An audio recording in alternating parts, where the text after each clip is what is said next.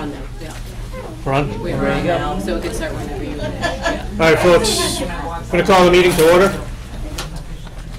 Thanks everyone for coming out. There's been a lot of talk about our new beach. Well, we started last year our beach pass system, as well as some improvements that we're looking to make at Long Lake Beach. We're requesting CPC funding at town meeting on Monday. So there was some confusion and some thoughts as to what we're looking to do at the beach. So we wanted to call a meeting and see if we can talk it out with everyone and kind of dispel some of the rumors that aren't true, what we're trying to do, and just make sure everyone's on the same page so we know what we're trying to do come Monday. First, we actually have to do Pledge of Allegiance. So if you can stand and do that. Kevin, you want to lead us? Sure.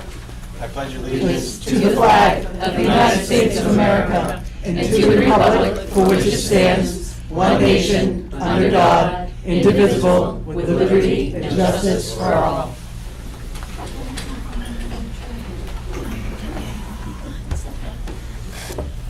So how I envision this meeting going is I have just a statement I want to read just to make sure everyone's on the same page, just kind of how we got here. And then I'll open it up to the rest of the commissioners, see if they have anything to add to my statement. And then we can open it up to the floor. I also have a couple emails that were sent in that I told people I would read for them. So I'm going to do that at some point. Doesn't have to be right away. Yeah, we'll go from there. Hopefully we can have a nice cordial conversation. If you want to speak, you have anything to add, just raise your hand. I'll kind of call on you as I see the hands being raised. We just need your name and address, just for the record. Yeah, we can go from there. What? You're being recorded. Oh, I am obligated to tell you that you're being recorded. We're on LCTV now. We'll be on demand if you want to review this or share it with anyone else. All right, so I'm going to read this. I apologize, but I just want to make sure that I get everything right. If I go off the cuff, I'll screw something up, and I don't want to end up saying something that isn't necessarily true. So first, Park and Rec are an enterprise department, meaning we have to raise all the funds that we need in order to function. The only money we get from the town are for Alicia and Tim's salary, as well as $50,000 to maintain the buildings and the facilities we have, or the equipment we have. All the other operational costs are paid for by our customers. Sorry. It's okay. In December of 2017, the Park and Rec Commission decided to change the way we finance the beach operation. The primary reason we needed to do this was because the beach was consistently running at a deficit, and we were having to take from other programs in order to keep the beach operational. Secondarily, we wanted to change the system because we had received some complaints about fairness of the funding of the beach by charging people to park. That meant that people who can walk to the beach were able to use it for free, while those who needed to drive to the beach were paying an annual fee. As we deliberated ways to change these issues, we looked around at how other communities fund their public beaches. We analyzed flaws in our previous sticker system. We brainstormed ideas about how to make Long Lake Beach a self-sustainable operation. During the discussion, the commissioners all agreed the fairest system would be one where the residents who use the beach during the summer should be the ones who fund it. We then established the rate system. After much discussion, we settled on $40 a family. That number turned out to be pretty close. This year, we need to increase the fees in order to fund the increase in lifeguards. We have to raise their pay to $15 an hour in order to compete with the state, who last year raised their rates to $15 an hour, so we were losing lifeguards to the state. We also decided this year to introduce cheaper passes for singles and couples, as well as further reducing the price for seniors. And that was done based on feedback we received last year around this time, when we had some residents in having a discussion similar to this one. Over the last 5 years or so, Alicia and Tim have done a tremendous amount of work to improve the beach so that all the users of the beach can enjoy their experience as much as possible. They've completely revamped the training our staff receives. Prior to Tim and Alicia's arrival, our lifeguards were shallow water lifeguards, meaning lifeguards more appropriate for a pool setting. Since they've taken over, all our lifeguards are being certified as waterfront lifeguards, more appropriate for a beach setting. They are also deep water certified. They've undergone bloodborne pathogen training, EpiPen training, and emergency oxygen training. In addition to all that, all our staff on the beach, from lifeguards to snack shack attendant to the parking attendant, are all American Red Cross certified professional rescuers.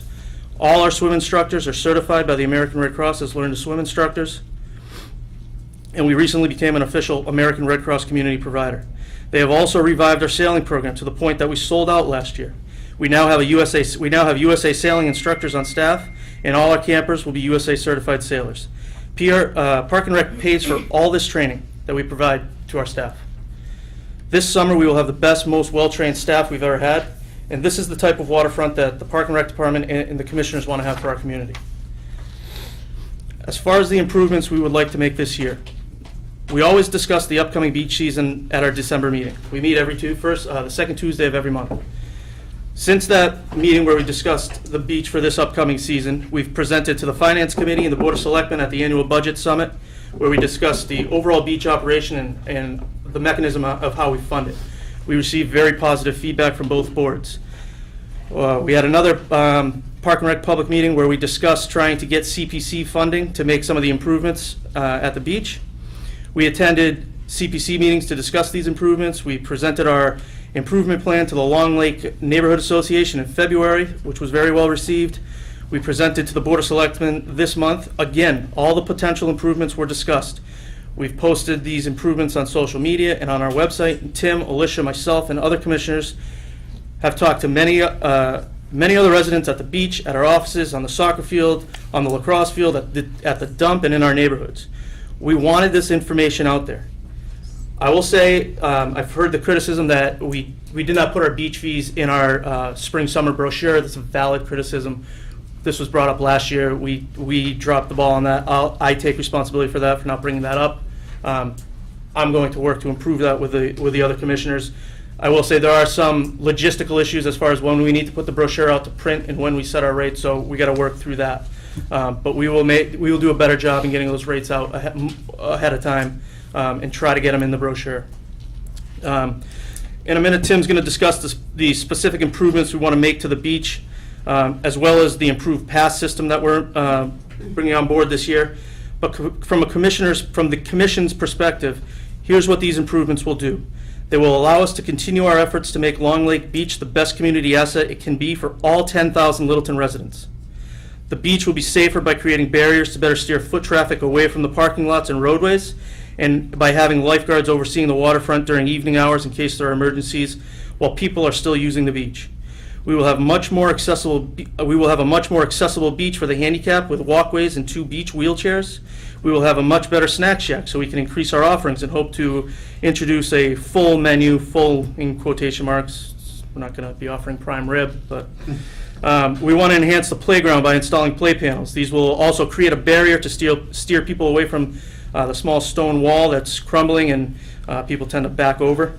And we want to create a fishing dock away from the beach so residents can fish at all times of the day.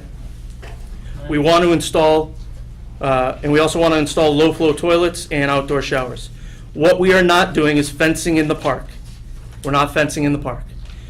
The other thing, we're not going to wait until someone gets hurt in order to create a safer, more accessible park. So that's all I have. I don't know if commissioners have anything you'd like to add. Okay. So Tim, what do you? All right. So we'll go through this slideshow. I know some of you have seen this, some of you have not.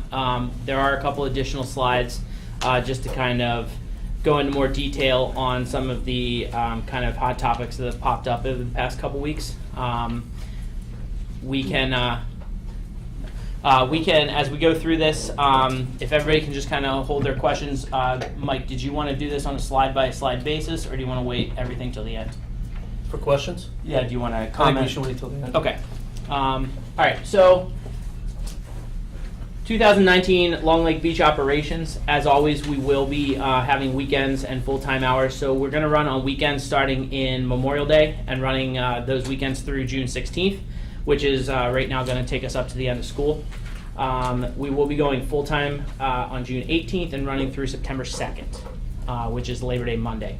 The beach will be staffed from 10 a.m. to 7 p.m. Monday through Saturdays, and 11 a.m. to 7 p.m. on Sundays. The snack shack, the rentals, and beach pass sales will run until 8 o'clock. Historical operation data, just to give everybody an idea, we have not deviated from where the beach has been in the past 7 years, as you can see from here. So starting back in 2012, which is the most data that we have electronically here at our disposal. You can see as we go across up until 2016, when we were running at almost a $36,000 deficit the year before, that we decided not to do weekends before the opening of the full-time beach because there was such a deficit left over. The beach ran through the summers, and we have kept in line with those dates. What we have added is the Labor Day weekend. So we've kept the guards, rather than cut them loose before Labor Day weekend, we're keeping them through the end because in training and staffing and looking in our hiring process, we've made sure that we've hired people who are available to do the whole contract of Memorial Day through Labor Day and be there. Realizing that a lot of families are already staying in town for sports and they're not traveling away for that last holiday weekend.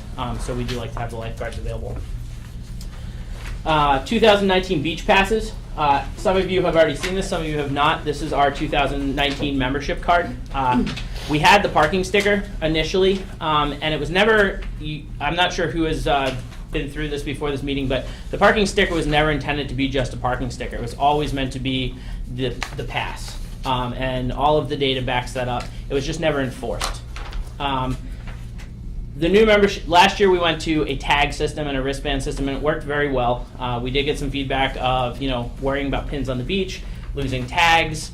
The other thing that we really came into that, unfortunately, we did have a lot of people who were swapping tags and, not necessarily using the system as it was meant to be. This year, for multiple reasons, we switched to an ID pass system. So this pass system is going to be used across the entire recreation platform. Where we are piloting it at Long Lake Beach. However, this will be used as a membership card for all the park and recreation programming as we move forward. These cards are also loadable, so if you have children, or for yourself, if you don't want to follow your if you don't want to carry your wallet to the beach or anything else, you can put $10 on these, and then they have them for camp, for sailing, for anything else, and you don't have to worry about giving them money every day. We're able to add notes onto these cards. So right below the name that you would see here, if your child has an allergy, they're allergic to bees, you can put an allergy on there. So if we do find them at some point, that's something that we can look for. You can put an emergency contact. The other thing is, as these cards are scannable, we can have people check in, and we can, we do have the ability to say so-and-so is at the beach at a certain time as a way to kind of just check and who is in and out, especially for our younger kids who visit the beach on their own. It's a way that, we can kind of keep track of who is where. Like I said, these are going to be used across our platform as we, develop different things. Maybe in the, future we could have a community center and things like that. This would be the same kind of system that you would use for a system like that. Season costs for the 2019 season. We originally had a family, individual, and senior rate. We did have some feedback last year about the fairness of that practice and the recommendation for individuals and couples to also have a rate, which the Park Commission did take under consideration and enact in our vote this year. So family passes for residents are $60, non-residents are $125. Individuals are $25.50. Couples are $40 for residents, $75 for non-residents. Seniors are $15 for a senior couple or individual, and non-residents are $25. Once again, it can be used as a senior couple as well. Daily passes remain unchanged, so it's $15 for residents, $20 non-residents to park per day. Resident rate is $4 if you do not have a pass, $5 per day if you're a non-resident. All of those fees can at any time be cashed in to be used for a seasonal pass. So just come to us if you've gotten to your $25 as a non-resident senior. We'll give you your annual pass right there on the spot. If you are a resident and you're bringing somebody to the beach for the day, you pay the $4 resident fee if they're with you. If they're a non-resident coming into town, with a non-resident, they're obviously paying the non-resident fee. Seniors no longer have to pay the daily parking rate. If seniors come to utilize the beach, they're just going to pay their $4 or $5 respectively up until their annual pass has been paid for. Historical data going back to 2012 on passes.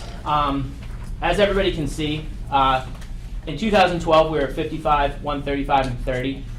Carrying that across, our highest that we got to was the $60 that we're currently back at. Non-residents were 140, and seniors were bumped up to 35.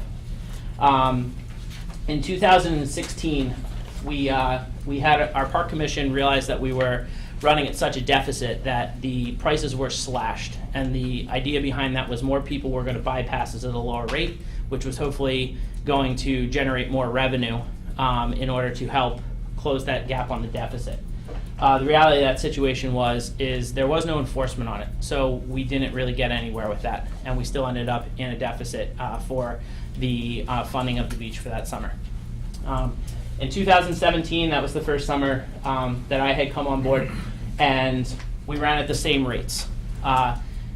Just kind of getting our feet under us, seeing what we can do, seeing where the issues were and what could be worked through and where the changes need to be enacted. In that summer running these rates, the only difference that we changed was we hired an additional snack shack person. We set up a parking tent at the bottom of the parking lot, and we enforced the parking passes and the beach passes. Through this, we ended up with only a $2,700 deficit for the summer. So we were really able to focus on what to do. In 2018, we raised the prices slightly in order to fund some of the additional snack shack people that we were hiring and to continue our improvements. And then this year, you see the jump back to our $60 rate. You will see at town meeting that the Park and Rec and the commissioners have realized that the Schedule C really needed to be looked at. As far as the national average and what the DCR was paying lifeguards, the DCR 2 summers ago enacted $15 an hour for lifeguards. There's a national shortage of lifeguards.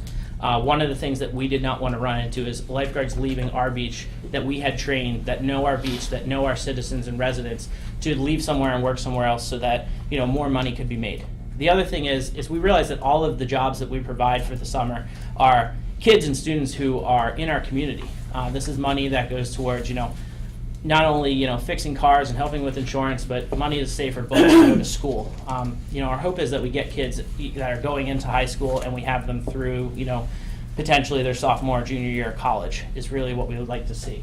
I wanted to clarify that Schedule C is specifically seasonal staff. So when you look at the grid, it's actually in the town meeting. So you all got mailed this thing. So when you go through it, you're looking at the different grades and steps. So Schedule C will be specifically the seasonal for Parks and Rec.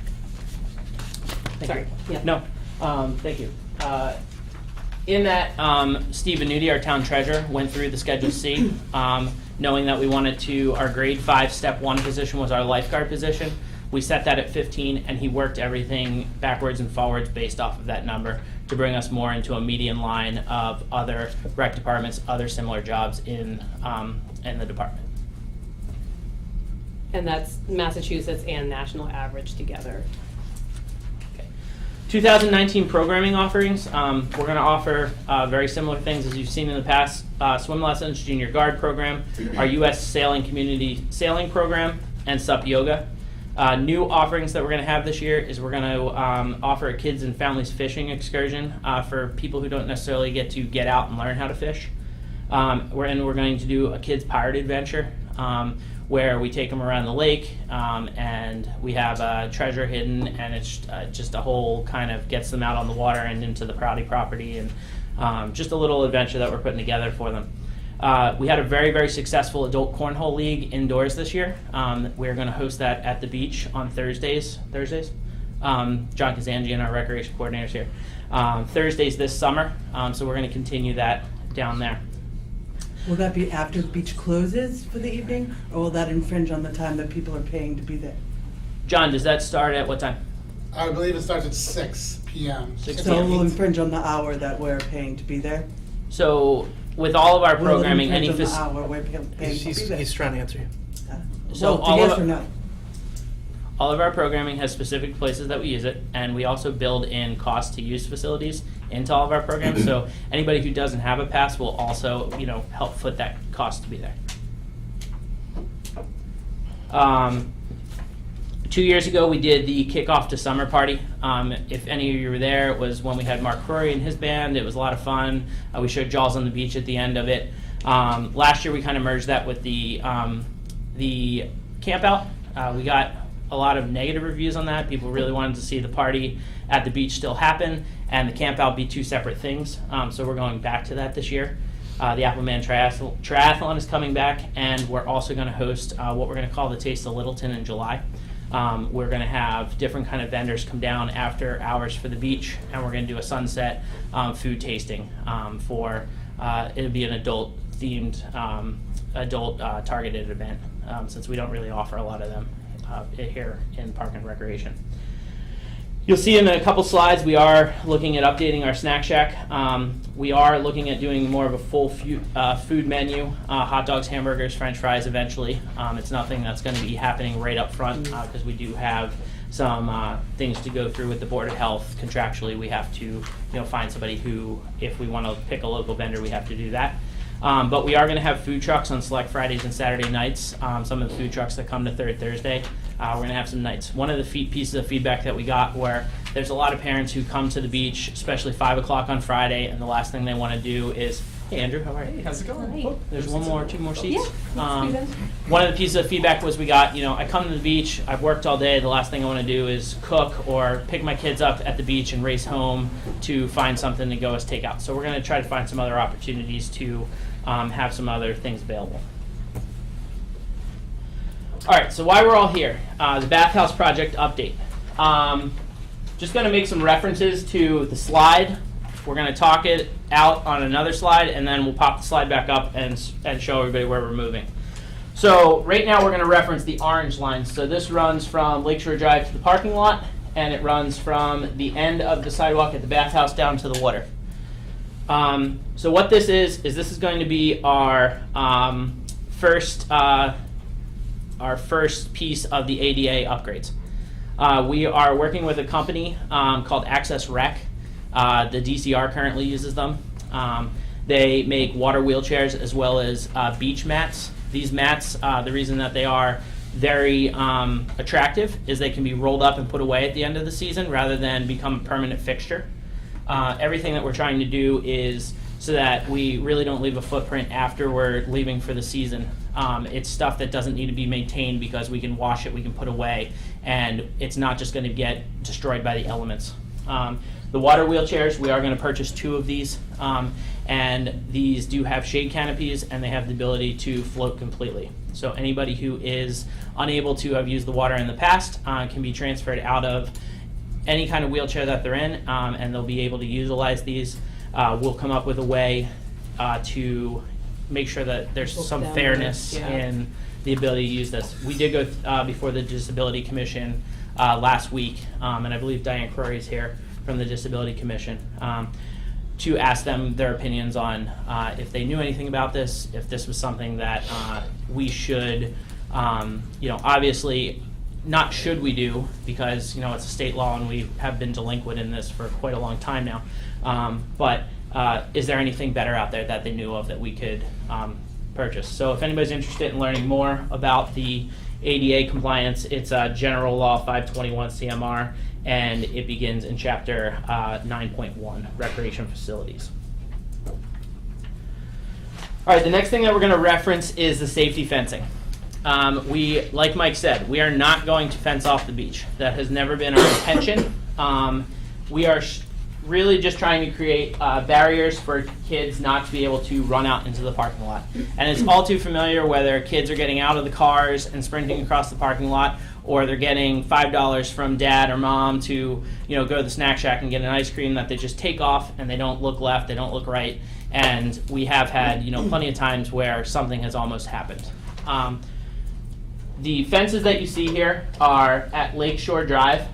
We do get a lot of kids who ride their bicycles down Town Road across the back of the park and whip right out onto the road without ever looking.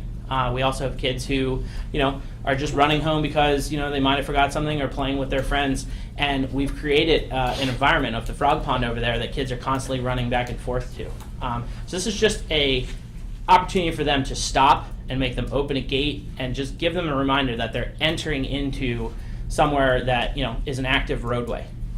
Same thing on the parking lot side. At the end of the sidewalk is where this little barricade will start, and it'll run to the wall. It'll happen at the bathhouse down to the wall as well. There will be a gate at the ADA mat. The rest of the fence, you can just walk around.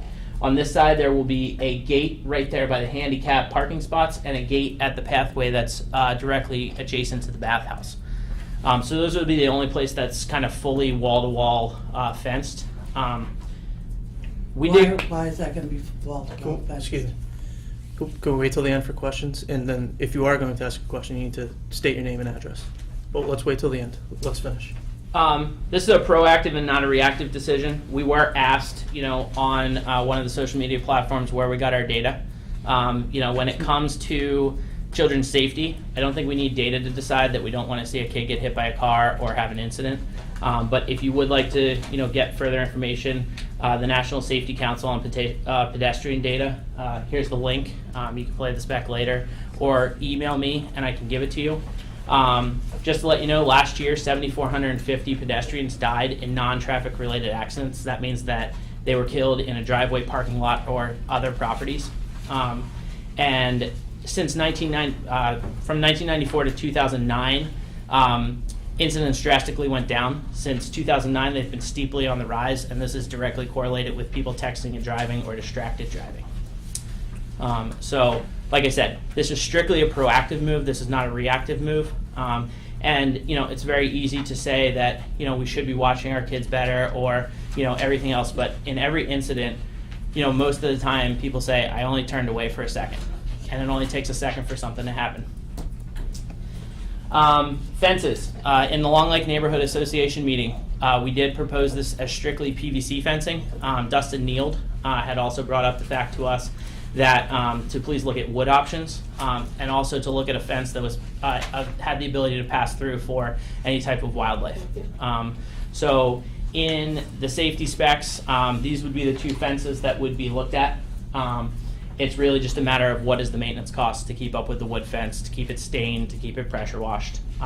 Both of these systems have also been designed to be sleeved into the ground and removed at the end of the summer. Stack everything on a pallet and walk away for the winter months as we unfortunately have to do because there's no heat or any seasonal building down there for anything else to continue with.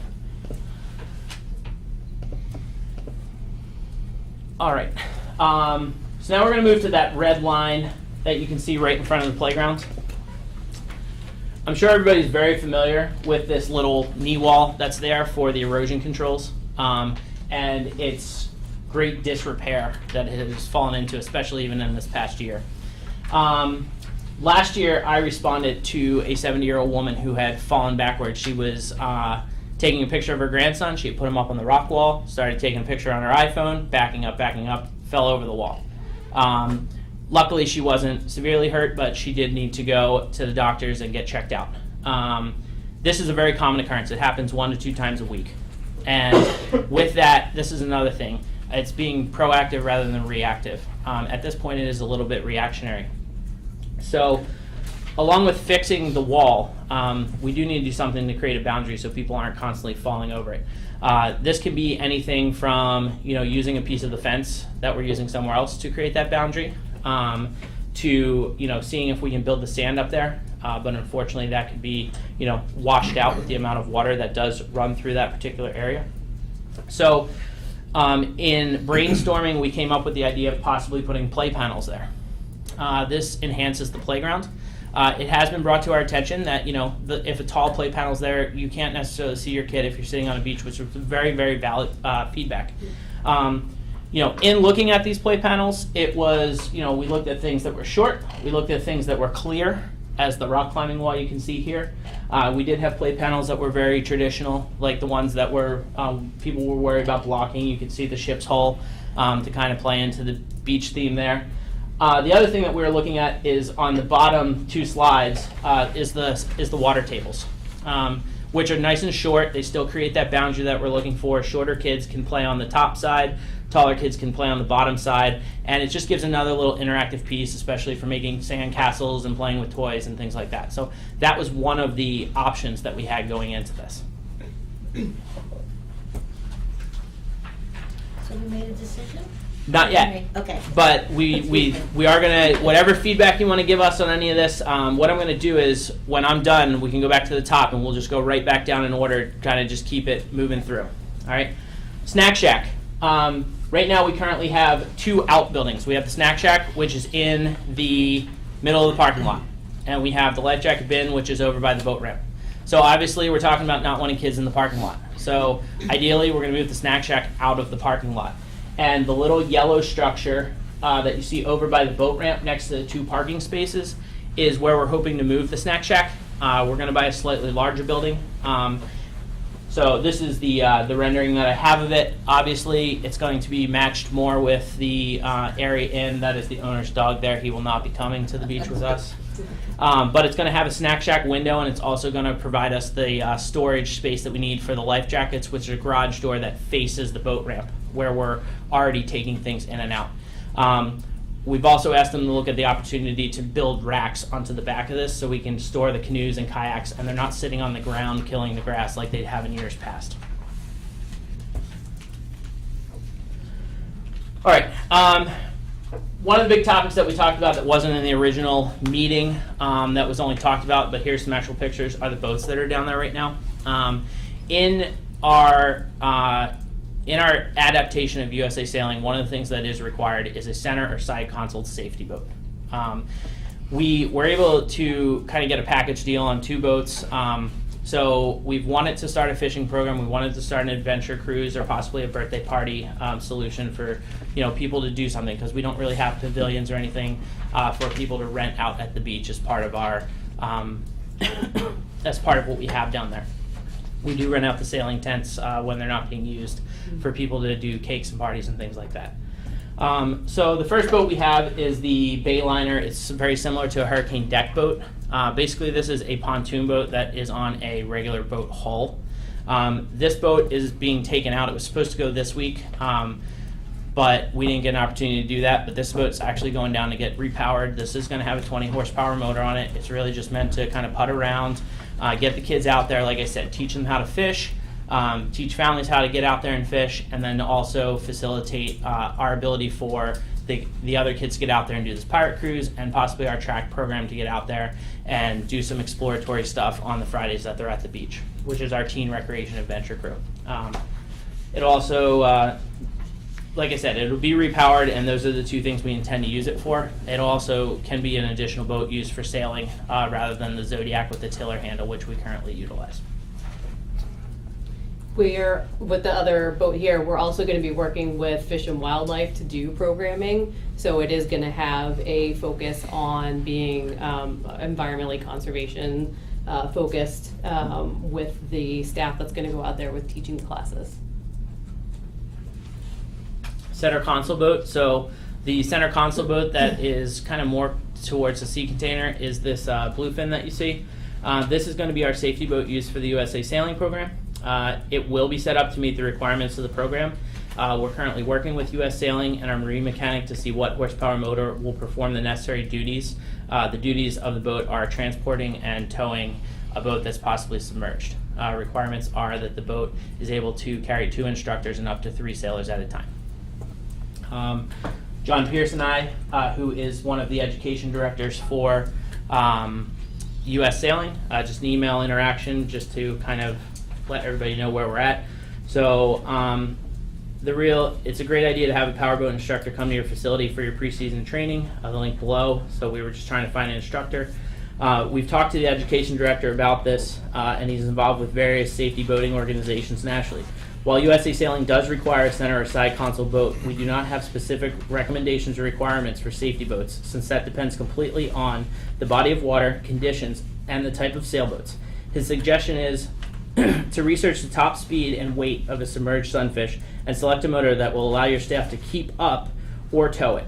but unfortunately we cannot provide a definite recommendation. Please let me know if you'd like more information on powerboat recommendations, and I'm sorry that we do not have a simple solution for it. So we are taking everything into consideration. They're reaching out to a couple contacts at the Coast Guard, and I've reached out to our marine mechanic just to figure out, you know, is it a 25, is it a 50, what is it that is going to facilitate that?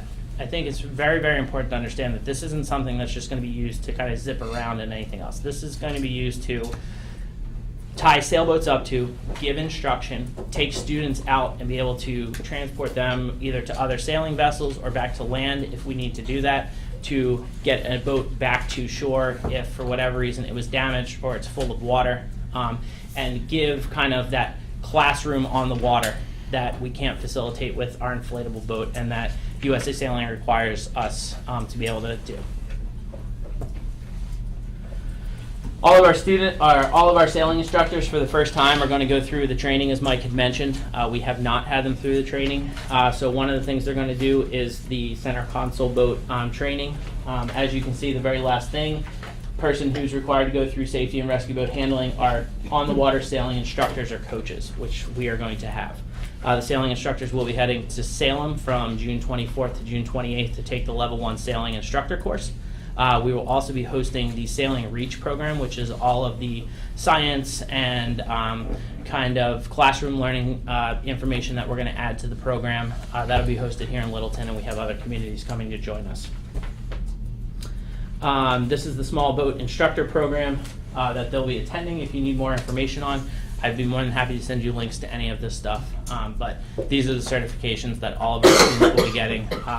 They will be trained to deal with any kind of situation. We're working with 8 to 15-year-olds, and it's definitely, you know, when we talk about 15 to 20-year-olds, putting them in a position where not only are they teaching and training, but being able to respond to any type of emergency that should arise while we're out there. Just a little quick metrics. If anybody's interested, the 2019 agency performance review came out. Mike had mentioned at the beginning the enterprise fund in your book. We do, you know, in your town meeting book, it's about $200,000, a little over. That comes to Park and Rec out of the taxpayers' money. Alicia, myself, and that $50,000. We have 12.77 acres of parkland, and of that, Long Lake Beach happens to be one of those. In a town of 10,000, and the reason I put this up here is that the national average is 10 acres of parkland per 1,000 residents. So when, you know, everybody's coming to Long Lake Beach, that's the reason. We don't really have anywhere else for anybody to go right now. And, you know, being a solution-based person, one of those solutions is, you know, finding ways that we can create other recreational opportunities for people to go to. Additional revenue that we generate at the beach can be used to not only be put back into the beach, but be used to, you know, create these other revenue places, create these new parks, so that we can kind of spread out everyone a little bit, and it doesn't feel like everybody's constantly rushing to Town Road all the time. Same thing goes for Castle in the Trees. Everybody's seen the parking issues down there. It's a problem that we have town-wide. So there's some really interesting information that kind of goes in and can talk about some of the whys and why we see so much use of this small stuff that we do have here. So that's the end of the spiel. What I'll do is I'll go back to the top. So Tim, why don't we do this? I want to get these emails out of the way, and then I'm guessing the questions are going to be all over the board as far as improvements in the presentation you just gave, and probably some other things as well. Or we can go back down through it and people can ask and comment. I was just going to take questions, and then if you need to go to a slide, you can go to that slide. And Sure. I do want to make another statement. Yeah. If you are going to ask questions, we do ask you to come up here because the rest of the room is not mic'd. So for people watching at home, just so they can hear what you're asking, you would have to come up here. And I think that's going to be tough. We have people in the middle. And I know, but that's the reality. Is Yeah. that otherwise, you're going to have to repeat their questions. You could do that as well if you wish. Could you repeat the question? Yeah. I'll repeat the question. We'll be here all night. All right, no worries. I don't know, Kevin or Mike, if you have anything you want to add. All right, so I got an email from Nick Anderson on he's on 8 Town Road. He asked someone to read it. I volunteered. He gave me the option of reading his summary points at the end, which I'm going to take him up on because his email is extensive. We will put it in the minutes, though, so if anyone wants to read the full email, once we get our minutes approved, it'll be in there. But so his first point, he thanked me for clarifying some of the lifeguard certifications. We had an interaction on Facebook, and I clarified some of the lifeguard certification issues. He wanted to note that he supports that. He also supports a boardwalk for handicap accessibility. He thinks it'll be both aesthetic enhancement and will make the beach more inclusive. The boats are an issue for him, with many along the lake. He thinks it may be a bigger headache than they are useful. The new ID system is invasive and insulting to the residents, as you obviously think people are abusing the other system. I assume he's talking about us. There will always be abusers. You sometimes must write that off. The later operating hours is an affront to the neighborhood and its peace, and will only add to the cost, not the profits. The increased movie nights on the beach are an affront to the neighborhood and its peace, and further insults us as you continue to ignore our complaints. Temporary speed bumps, not a fence. You promised we could use the playground even if not using the beach. The fence contradicts that. The fence doesn't. The playground won't be fenced in. Yeah. Interactive panels cause more of a liability than protection. Fix the wall instead of hiding it. And I'm done asking for free passes, even if you should have considered it the right thing to do, but explain the employees getting them as a benefit. So those are the points that he was making in his email. And again, he lives on Town Road. He came here last year as well. We heard some of the same things. The second email that I'll read is from Alicia McDonald, who also lives around the lake area. We started using Long Lake after moving to Littleton in April of 2003. Our kids were 6 months and 2 years old at the time. Our kids grew up going to the lake almost daily during the summers. I only worked weekends when they were younger, and we had an entire week to spend our days taking swim lessons and playing with friends. I've watched the lake evolve over the last 16 years. We now have 3 kids who use the lake in all different ways. They paddleboard, take lessons, and one will be working there this summer. This lake belongs to the entire lake neighborhood as well as the Littleton community. We have the pleasure of watching 140 Camp T kids walk by our houses 4 days a week to get to the lake. They look like miniature superheroes with their goggles on their forehead and their towels on their backs. Does it interrupt my ability to get in and out of my street? Absolutely. But is it worth every minute I spend sitting there waiting to see these kids enjoy our lake? For many years now, we've had more and more people parking at Shaker Lane and walking down our street to avoid paying for parking. We would also have friends and community members parking on our street to avoid parking fees. We fully support Park and Rec's decision to have the neighbors pay and to change to picture IDs. I've seen just how many people park elsewhere to avoid paying. If we are utilizing the services like bathrooms, trash, and lifeguards, we should all be paying. I have used the lake for free for 14 years, and I am happy to pay for what I use. I value what our town and Park and Rec provide us, including all activities. We also fully support the safety measures that Park and Rec are trying to implement. Some of them are long overdue, in my opinion. I've seen children run through the lot for ice cream while their mom is watching another child swim, and I've often worried about what would happen if multiple children needed to be rescued while boating or sailing. More and more people use our beautiful lake, and Park and Rec do have a responsibility to keep our children safe while they provide our children with amazing opportunities. So that's Alicia McDonald.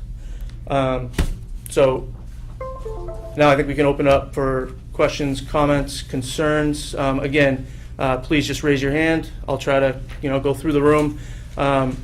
Name, address, and let's keep it civil. Yes. Ann Spiegel, 106 Goldsmith Street. New to the town, been here for about 2 years, have a 16-month-old, so reason why we bought on Goldsmith was for the lake. So I guess 2 questions based off of Dustin's email. But first being the fencing, I completely agree being proactive. I'm a teacher, I completely get it. However, if you're saying that they're removable, then technically you're saying that the safety doesn't matter, I guess, anymore in the fall when there are some great hot days in the fall. Tons of people are there, so it just, I feel like it's talking out of both sides of your mouth of either do it for safety or don't, because I do think that it'll take away from the beauty of the lake. That's just my opinion, again, new, so maybe I'm ignorant with that type of idea. And I guess the second thing, and I've gotten this along with my parents, they babysit while I'm at work. When we have gone to the playground at about 5 o'clock, 6 o'clock, Lord knows I'm not bringing her into the water, your staff has harassed my parents saying like, well, where's your pass, blah, blah, blah. And to hear Dustin's email claiming that they didn't need a pass to do the playground part of it during those kind of off-hour things, which were outlined in the calendar, it just contradicts it again of your staff isn't fulfilling what you're claiming to be true. You know, the 8 o'clock, the pass system would be open. I remember last year when I went to go buy my family passes, about 45 minutes before, your staff member said, no, you can't do it here, you know, it's too close to closing. Yet it was a good 45 minutes beforehand. So I just feel like maybe you guys are saying some great things, but your staff isn't implementing those things. And again, my big thing, so I don't want to lose that point, is the fencing. Either make the decision for yes, it's a safety thing all year long, or no, it's not. And I do think that the town should have more input on that. And I apologize, this is my first meeting that I've come to. I promise I'll be more involved moving forward. Thank you. Thank you. Okay. Do you want to comment on that, or?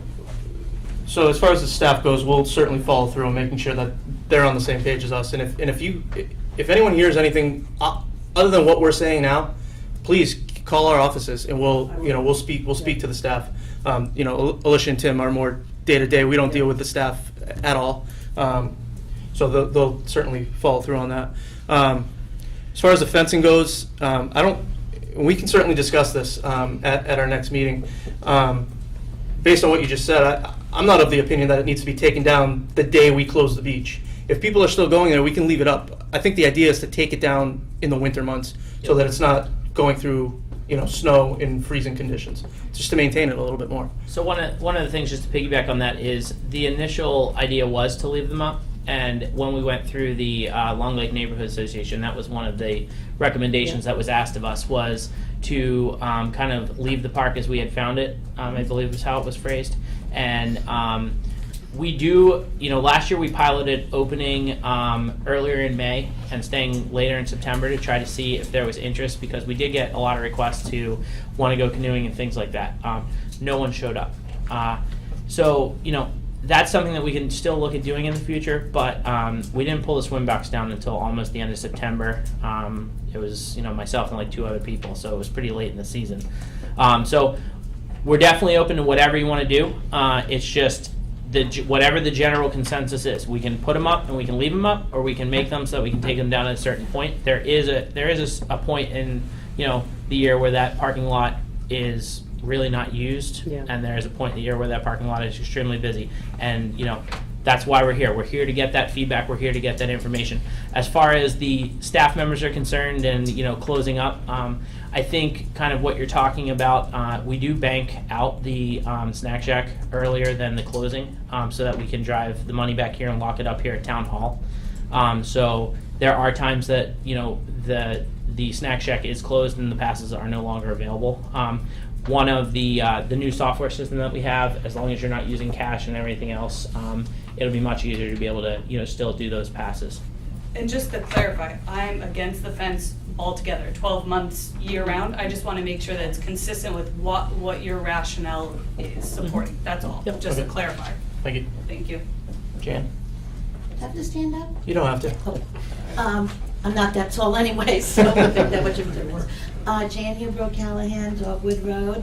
So firstly, I just want to acknowledge that, obviously you've put a lot of thought and work into improving circumstances at the lake, and people generally don't come to a meeting to tell you all the things we like.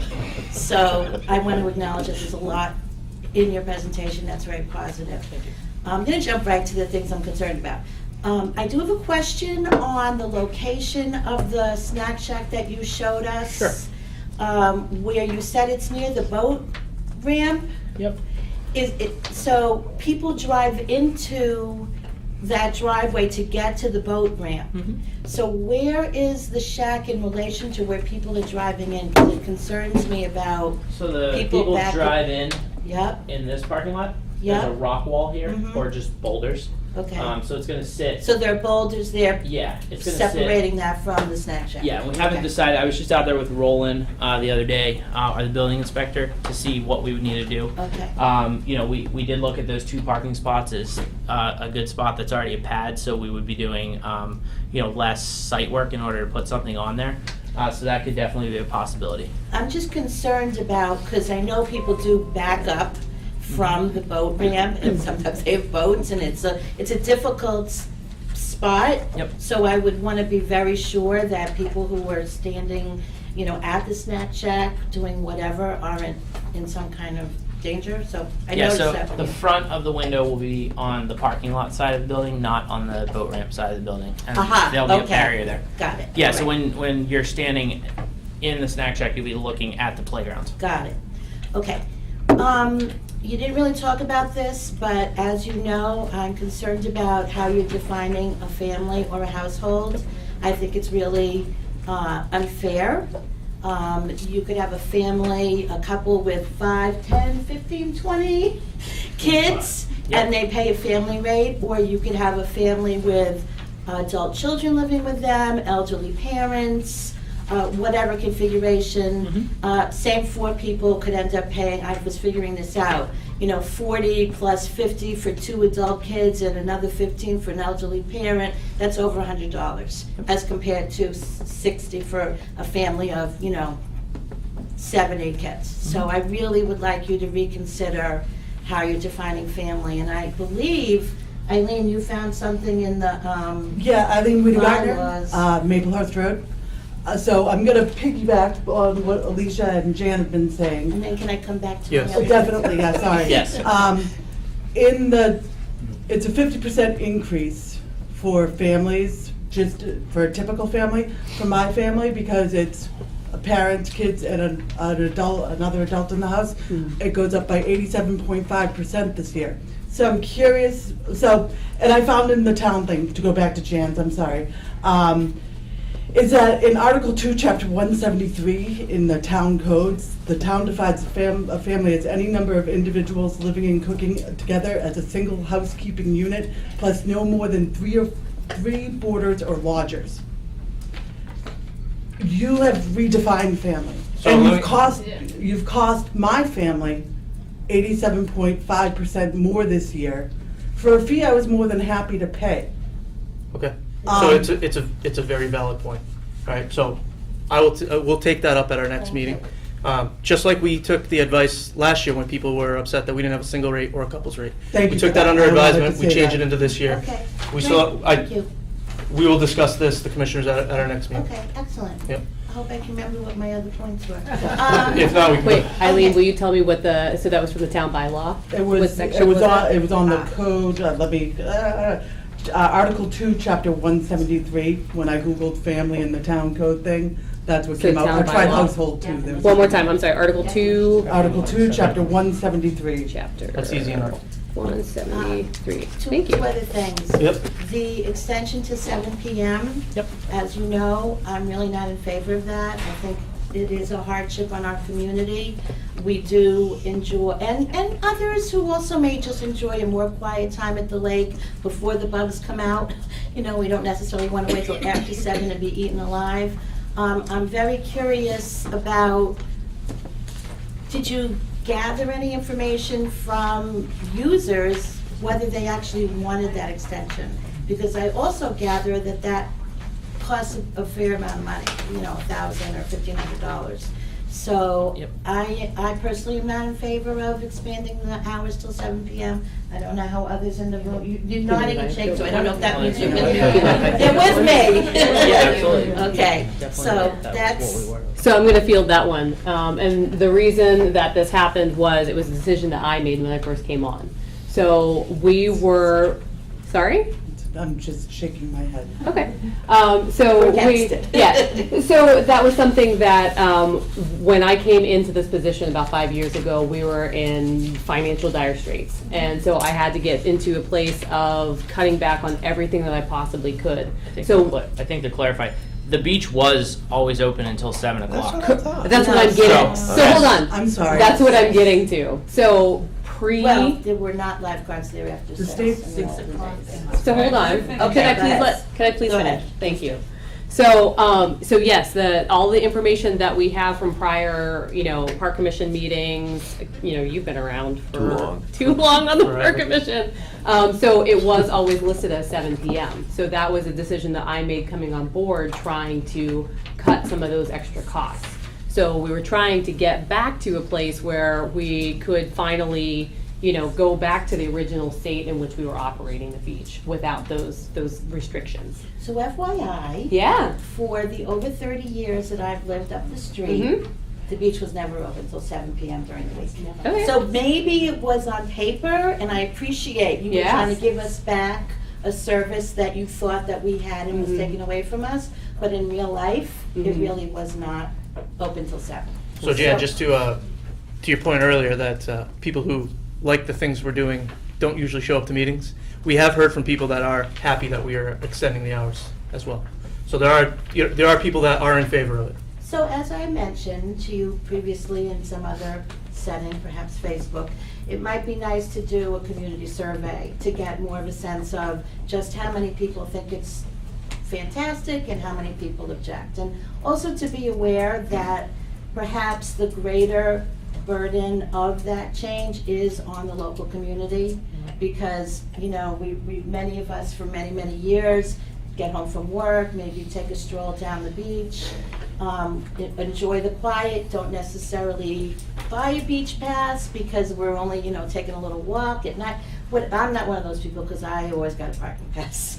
But, I can see how it is upsetting to people. So that's another thought, and it also costs money. Jan, can I just, Yes. to your point, 2 years ago, when we started the research into building the new Long Lake Beach bathhouse, we did have a very formal survey, which I'd be more than happy to share the data with. Okay. It, was responded to by about 30% of the users.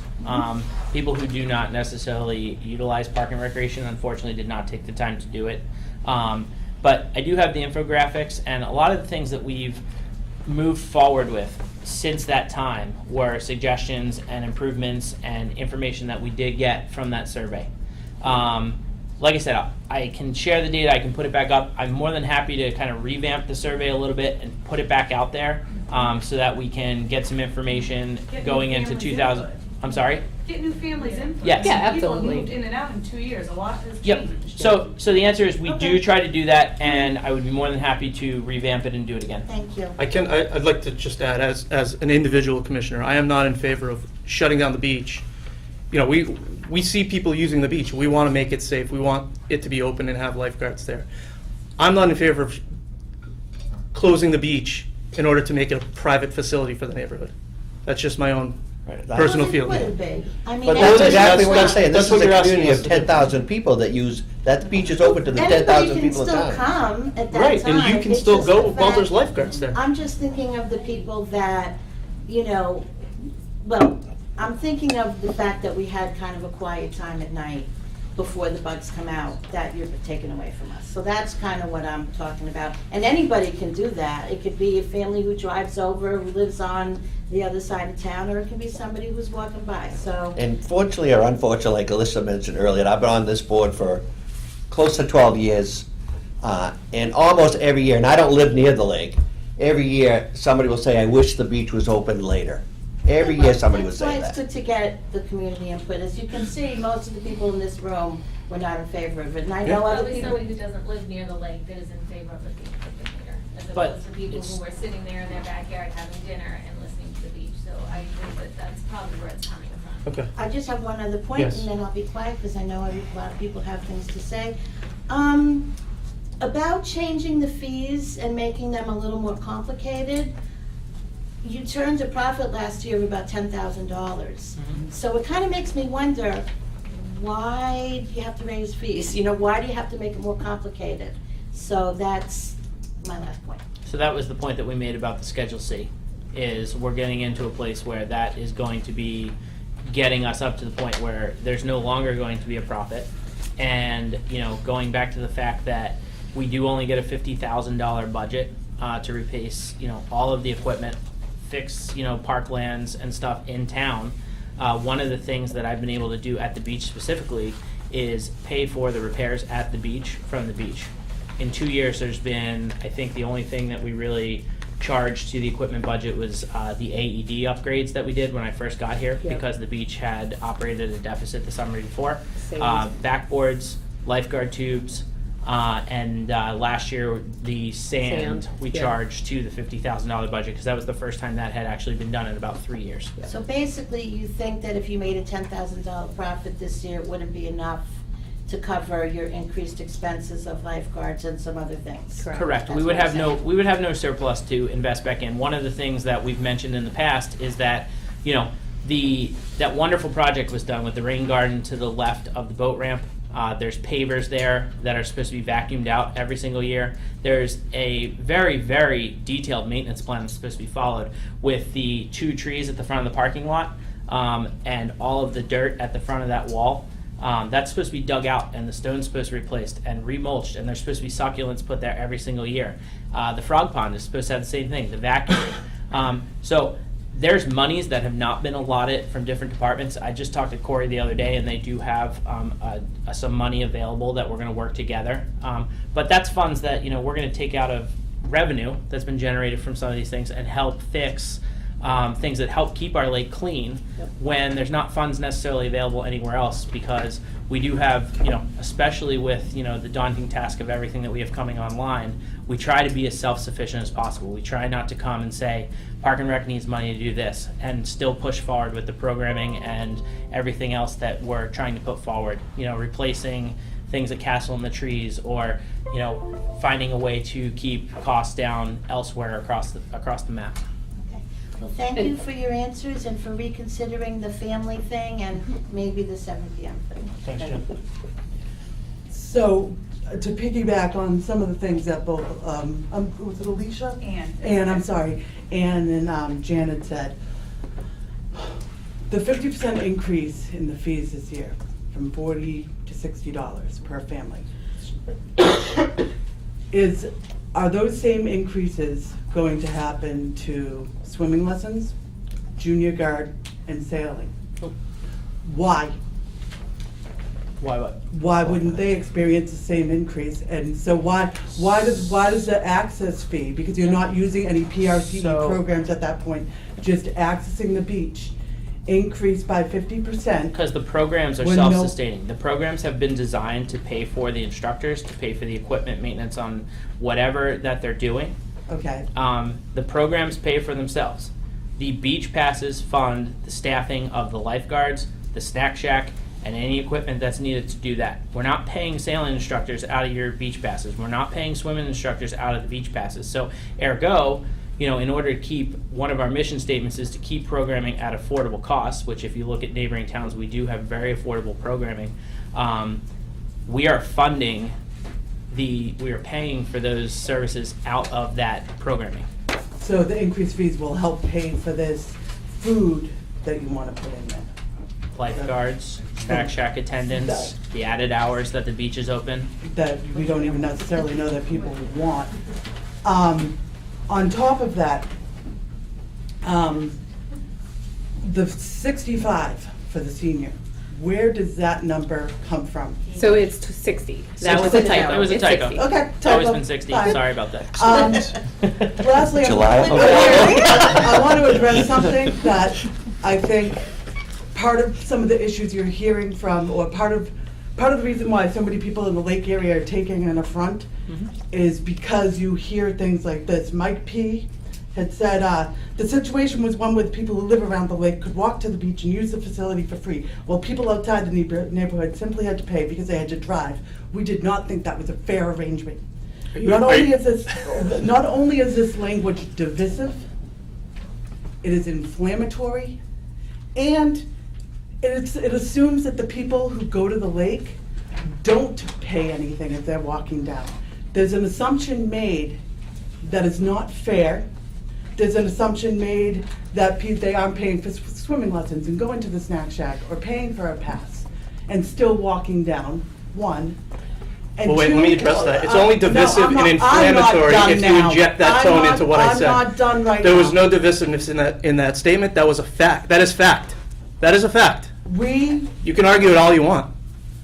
did not think it was a fair arrangement. The commissioners did not. Okay, so it's just the commission, it's not Alicia and Tim, it's not the selectmen, and it's not the The selected. commissioners make the decisions for the Park and Rec Department. Who was So yes, the- we take responsibility for that. We made that decision. You made that decision? Yes. Okay, so that's the collective we. That's the 5 commissioners, we. Okay, you've never bothered to survey like people from the town to build consensus, to see people that live in the area that are immediately effective, to build consensus instead of just implementing fees. We know people weren't paying to use the beach. That's the bottom I know line. people still aren't paying to use the beach. Well, then they should. You know, like. If they want to contribute to the facility, like they should, like our community should, then they should pay. If they want to try to circumvent the system that we have, go for it. All right, but we're trying to build a community asset and make it as good as possible, as nice as possible, and that's what we're trying to do with this fee system. And look, if people want to try to get around it to save a buck, go for it. Hi, I'm Pat Robinson. Hi, Pat. And I have my deed, I think, here. And it says that I have rights to the lake. And right from the historical book, Littleton History, says that every purchaser is given life membership with equal rights to the summer houses, beaches, bathhouse, docks, waterfront park. Life membership, free life membership. It's in the history, that's the history.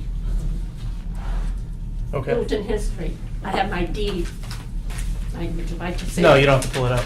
It says, I have lake rights. When the land was purchased, it didn't even name the road.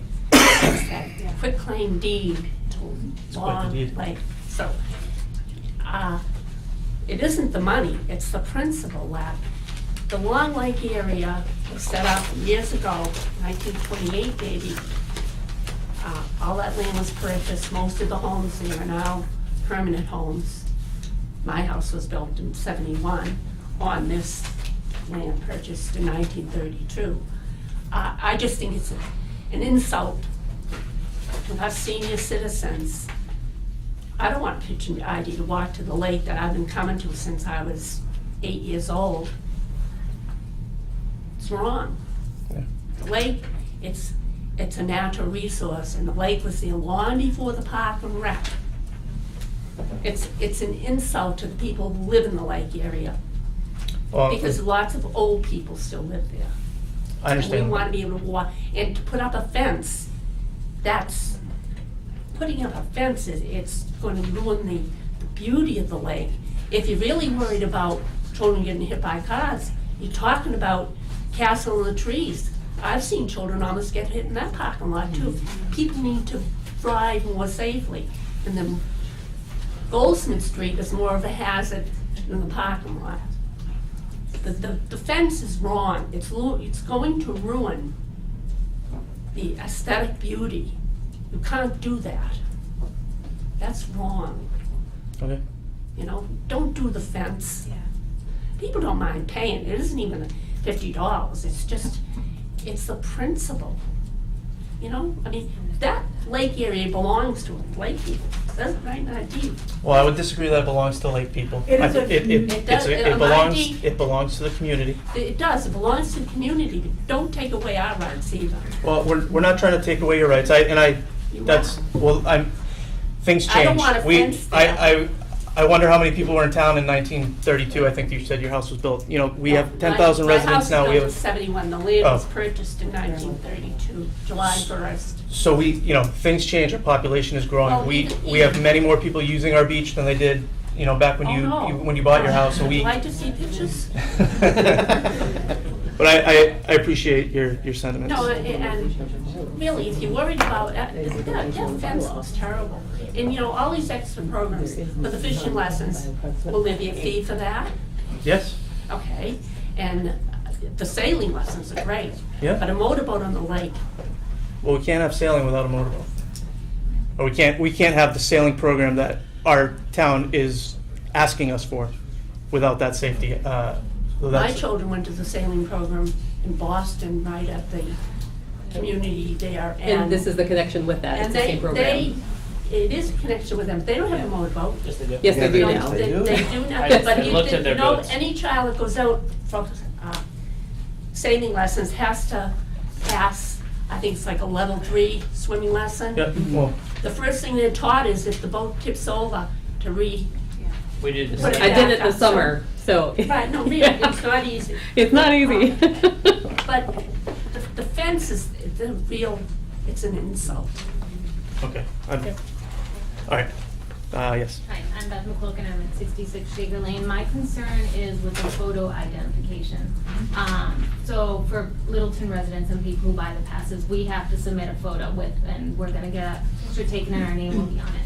And it's, are you requesting this of everybody that comes through here that is not a resident or is not paying a membership? For day-to-day people, they're also going to have a photo ID? Mm-hmm. So you're gonna know everybody who comes in who's No, not paying a you're membership? asking for day passes, correct? I am asking No, about day passes. passes will not have the Okay. photo ID system. And Day passes, why is that? what's that? Why is that? So my question is, why are you singling out residents and to have their photos? You can buy a season pass as a non-resident, then you would get a photo ID. Yep. It's just day passes. It's just the day No, passes. my concern is why other people aren't being required to have their photos taken to be Which on. other people? I'm The not people who following. are buying day People who are passes. coming and paying $5 and getting a wristband just because they're getting a day pass rather. It's- Because you're also asking me and everybody else who has a photo ID, and it's very clear on your website that you want that photo ID facing out so that we're not harassed at the beach and being asked for that. So that was more of the PIN system, just so that we could see and we could check the numbers and everything else. With the photo ID system, one of the things that we were asked about last year was about the harassment of being asked to check the beach numbers and the PINs. I One was of- harassed the year before while I was getting a parking sticker. Someone with me was Okay. harassed at So my one car, of the- so one- that seems to be a. And it's kids doing their due diligence. They're being asked to check people, and I'm sorry that you feel that you're being harassed, but that's not the intention of it.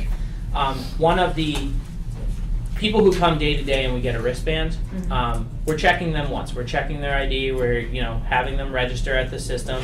We're getting all of their pedigree information the same way off of our information system.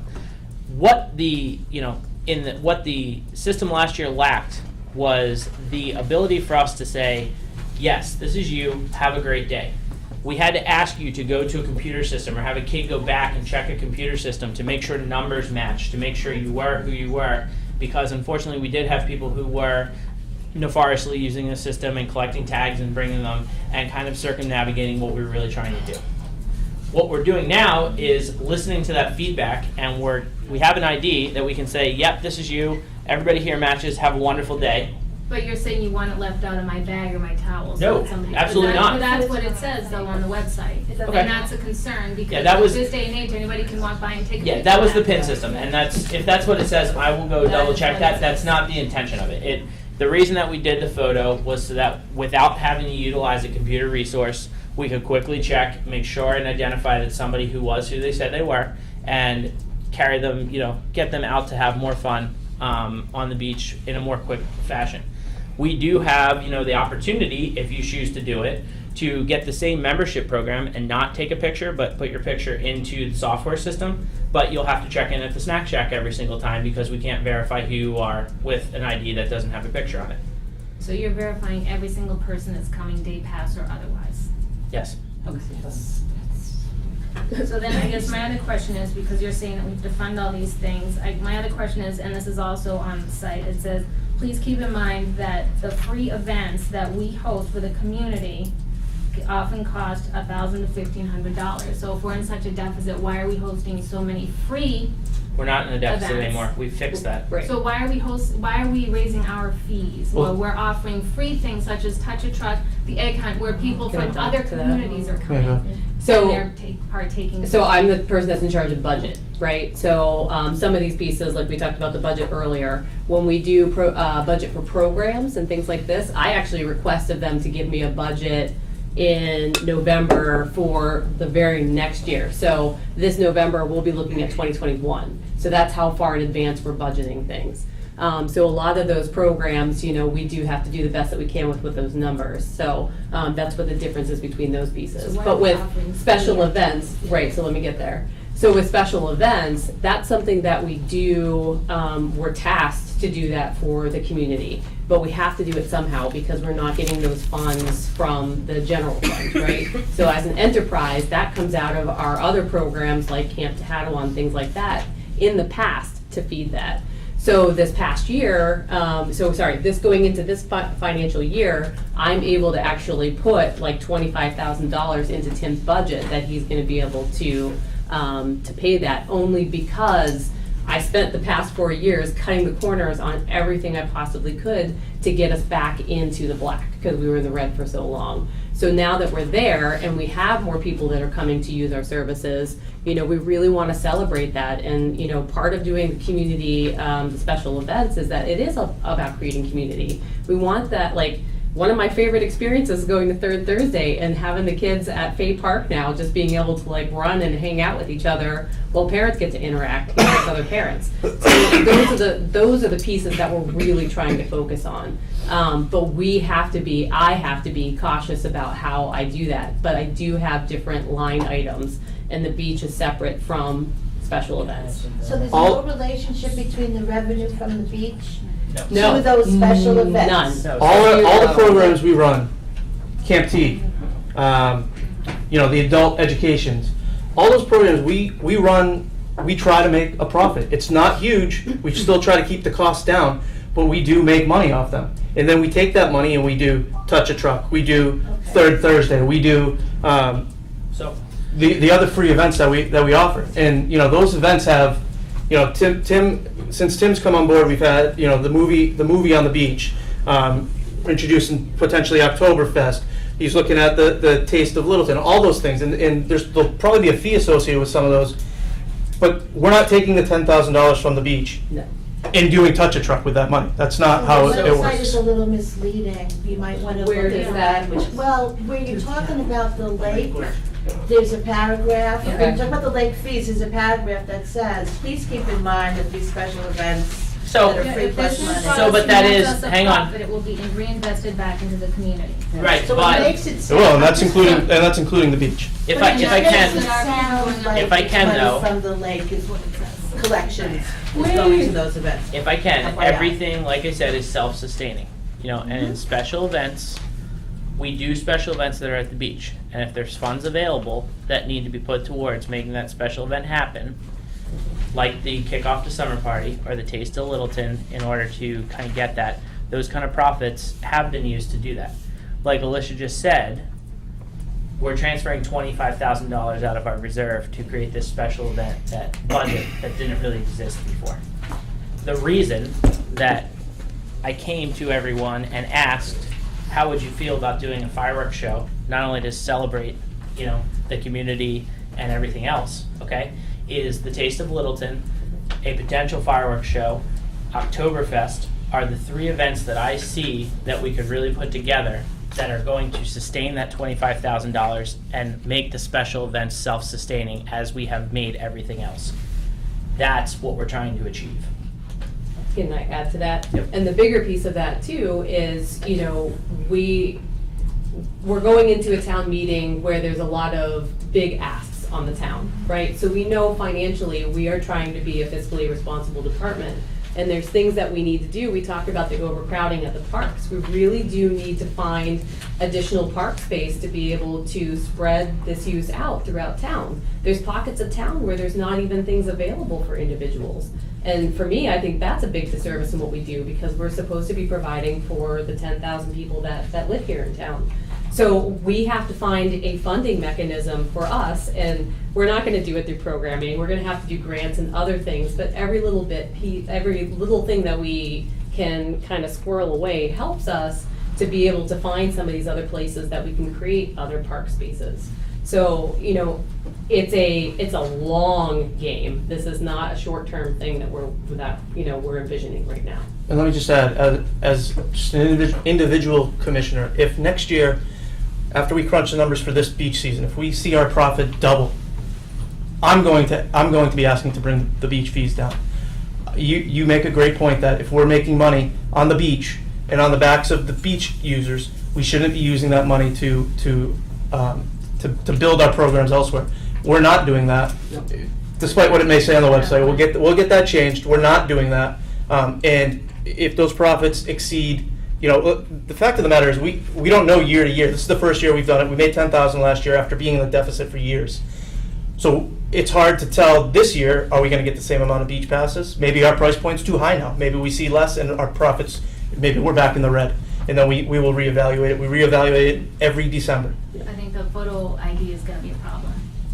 Because I boycotted last year and I won't go again this year because I will not let you have my photo. And you can opt out. You can opt out of That's that. fine, but I'm not gonna have it where anybody can walk by and snap a picture of it, and then they can But you steal don't my need to identity do or that. whatever, but you're not considering that. You're considering, we don't wanna have to compare numbers. Like, if somebody has a beach tag, they have a beach tag, simple as that. What? But Why? So- You don't need to leave it out. That's what I'm not Yeah, we understanding. clarified that. You that can it's- show them and put them away just like you would your driver's license for the day. And you can So opt out of that's it. Hold on. having your photo on the pass. And then they have Absolutely. to check in every single time. So hold on, so with the card, what's gonna happen is, so let's say you drive there, or you walk there. You walk up to the check, or the little, tent, why can't I make a tent?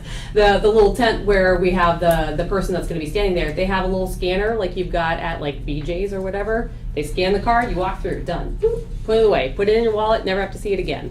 That's So is it. that gonna be at the entrance at Beach and Lakeshore as well? No. No, yeah, I know. I mean, the technology costs us money, so it's that thing I'm not where. advocating for it, I'm just Yeah, I asking. hear you. Okay. But that's a It wasn't, good like, point of discussed feedback. Before the money was Yeah. spent on it. Sorry? I'm surprised it wasn't discussed before the extra money was spent on it, because it seems like it's a hot topic amongst everybody having to have a photo ID. But you don't. But you're saying I do, I have to walk down, I have to, or I No, have you to. don't have to have check you in, can I have opt to out of see having it. your photo on your beach pass. Everyone. You do not need to have a photo on your ID. So how would it work, Mike, can you explain? If you opt out of having a photo on your beach pass, you walk up to the tent, have it scanned, they'll match your photo on the computer. No one else will see it except that attendant who's So how checking do you they into the have my- beach. How do they have my photo on the computer? Well, when you come and purchase your pass, Oh, they do. we'll take your picture. I see. From that point on, you do not need to have it on your pass if you choose not to. No, Yeah. Yep. Let me see if there's anyone new first. Yeah, Yes. that. Hey, I'm Pete Sims, I'm at 28 Juniper. Thanks for coming out. One of the things that I do worry about with the photo ID though is this discussion about tracking kids, right? And to me, like, like anyone who has a kid in school, right, like, to sign off on like whether, like, who can pick up a child. I think it makes kids really, really vulnerable that you're gonna report on their location, right? Like, we've already talked about, like, families are a complicated thing, like, there's like custody issues there. I just don't think it's like secure for kids at all for you to be like reporting their whereabouts, especially like if you Who would we be If somebody's reporting your calling whereabouts in, to? like you If said. someone calls in, Yeah, one of you the did things say we that you would be discussed, able to track yeah. that, and Well, I for think anybody, that's, I don't want I think, to- I think we were using it, Situation. like if the police is down there Yes. looking for a kid, we can then help them out. Yeah. We're not going to be reporting them. If someone calls the beach and asks for where Tommy is, we're not gonna tell them. Yeah, no. Well, the 15-year-old kids are gonna, I mean, because like one of the things when he brought this to the LLNA meeting was, we're gonna use this as a way to track kids. Like, No, Like in when an, you in said- an In an emergency emergency Okay. situation. That is, we are not, yes, we're not. Yeah, no. In an Not emergency tracking them. situation, Okay. if they have scanned their pass, we may have that information, we may not. You know, if you've come down to the beach and we check you and say, have a great day, we're not obviously gonna have that because you never went through the check station other than just a verification. I do have a concern, Juliana Sims, also 28 Juniper, with protected health information being printed on the cards. It's If you optional. have- It's optional. I know, but especially for kids, if their information, if somebody gets a hold of that card, it's. So that's the parents' prerogative. We have parents who asked us to be able to put that on there. So if they find their kid unconscious, we know that the possibility is that they were given peanut butter or they were stung by a bee. And, you know, that's information that's readily available that wouldn't necessarily be there if they forgot to put on. That's I just your want to make sure your prerogative. system is HIPAA compliant Yeah. as well as Yep. PCI compliant. 100%. Absolutely. It's the parent's choice. You can leave it with just your name and that's all. Diane, sorry. Hi. So Diane Corey, Disabilities Commissioner, I want to get away from all this other stuff and just focus on the fact that you are actually becoming ADA compliant. Great. And the fact that you are putting down the mats. I mean, when Alicia and Tim came to the meeting, and they brought the fact that they're putting down the mats, we do have one of our commissioners has a daughter who's in a wheelchair, and, you know, you talked extensively with us regarding the fact that you are getting the wheelchair, the floating wheelchairs, and she said that she hasn't been able to go use the beach because of the fact that she, you know, going with her children, because she has multiple children, she couldn't get down to the beach, A, because it wasn't ADA compliant. So you are very proactive, and which kudos to both of you for doing all the work that you've done for the last year to make the town of Littleton and Park and Rec ADA compliant. And it's not just the two of you, but you know the commissioners for their helping you out to get where you're at. Because there's not too many towns that are proactive in things like this. They wait till somebody complains, and they go to the state to complain about somebody. So for you to do all this research and to come up with what you've come up with is fabulous. And I'm here to say thank you, not just for the Disabilities Commission, but for the town as a whole, because we could be in a lot of trouble, and for the families in Littleton that are going to be able to now utilize the beach because of what you're doing. I just want to let you know that the Disabilities Commission is very grateful for everything we've done. So thank you. Thanks, Dan. Agreed. Thank you. Kelly. Kelly Mullen, Washington Drive. Just to kind of give you a reference, I am 8 roads away from town road. And in response to like some of the neighbors and the events and the noise and the traffic, on a busy day, if none of my neighbors are out with their lawnmowers, I can hear the beach. I can hear the kids. So now if you're adding a lot more, you know, special events, late night activities, it does kind of infringe on a larger chunk of neighborhood than you might think for noise. And most of that area is no parking. So now you're also bringing and I haven't been to the special events in the last couple of years. My kids have been working out of town at sleepover camp, so we haven't, and they're, you know, older teens, so we haven't had a lot of use for some of the events because they are geared towards some of, you know, the younger kids, the movies and stuff like that. But if they're parking on the side streets, again, now you have activities later at night that people are coming and going. There's a lot more traffic in the neighborhood. If you have young children, you know, it could potentially be disturbing. So I just want, you know, to kind of throw that out there, that to take into account the noise of what might come into the neighborhood, because it does reach a lot further than people actually think.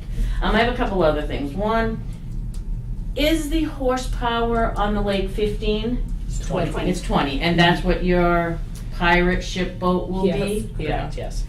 And the other boat, will that, I thought I heard it mentioned that it will also be used during sailing classes. Is it potentially possible to only use that during emergencies? When you have to get out there and tow a boat, when you have to, versus for classes, because there's a reason why that horsepower limit was put on. And like some of these other folks, I've been in that neighborhood for 50 years. I remember when there were motorboats on that lake. I remember when people water skied on that lake. And a lot of it, the extra horsepower for the people that wanted to reduce it was the damage that the boats would cause.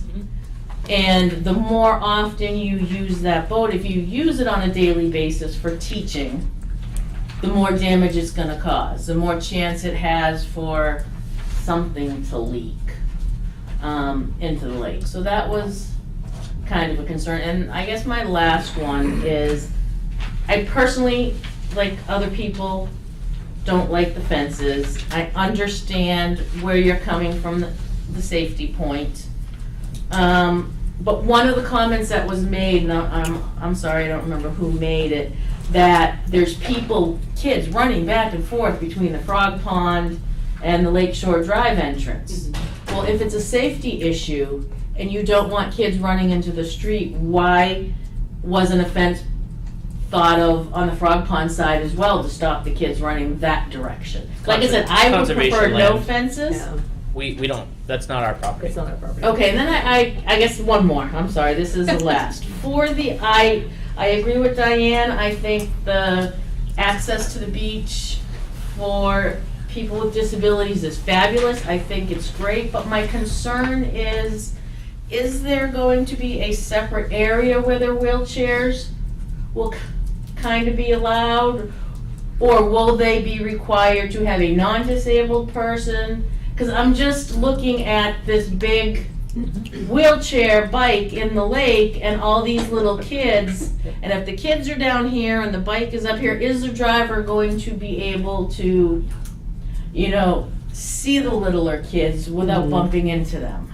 And like I said, I think it's fabulous. I think it's needed. It's a good idea. So the answer to your question is yes, it will require an adult or somebody who, I don't remember exactly off the top of my head what the height requirement is and everything else, but there are suggestions on who is supposed to be able to assist the person while they're in the water. They do have to have somebody with them. As far as limiting to where they're allowed to go, no.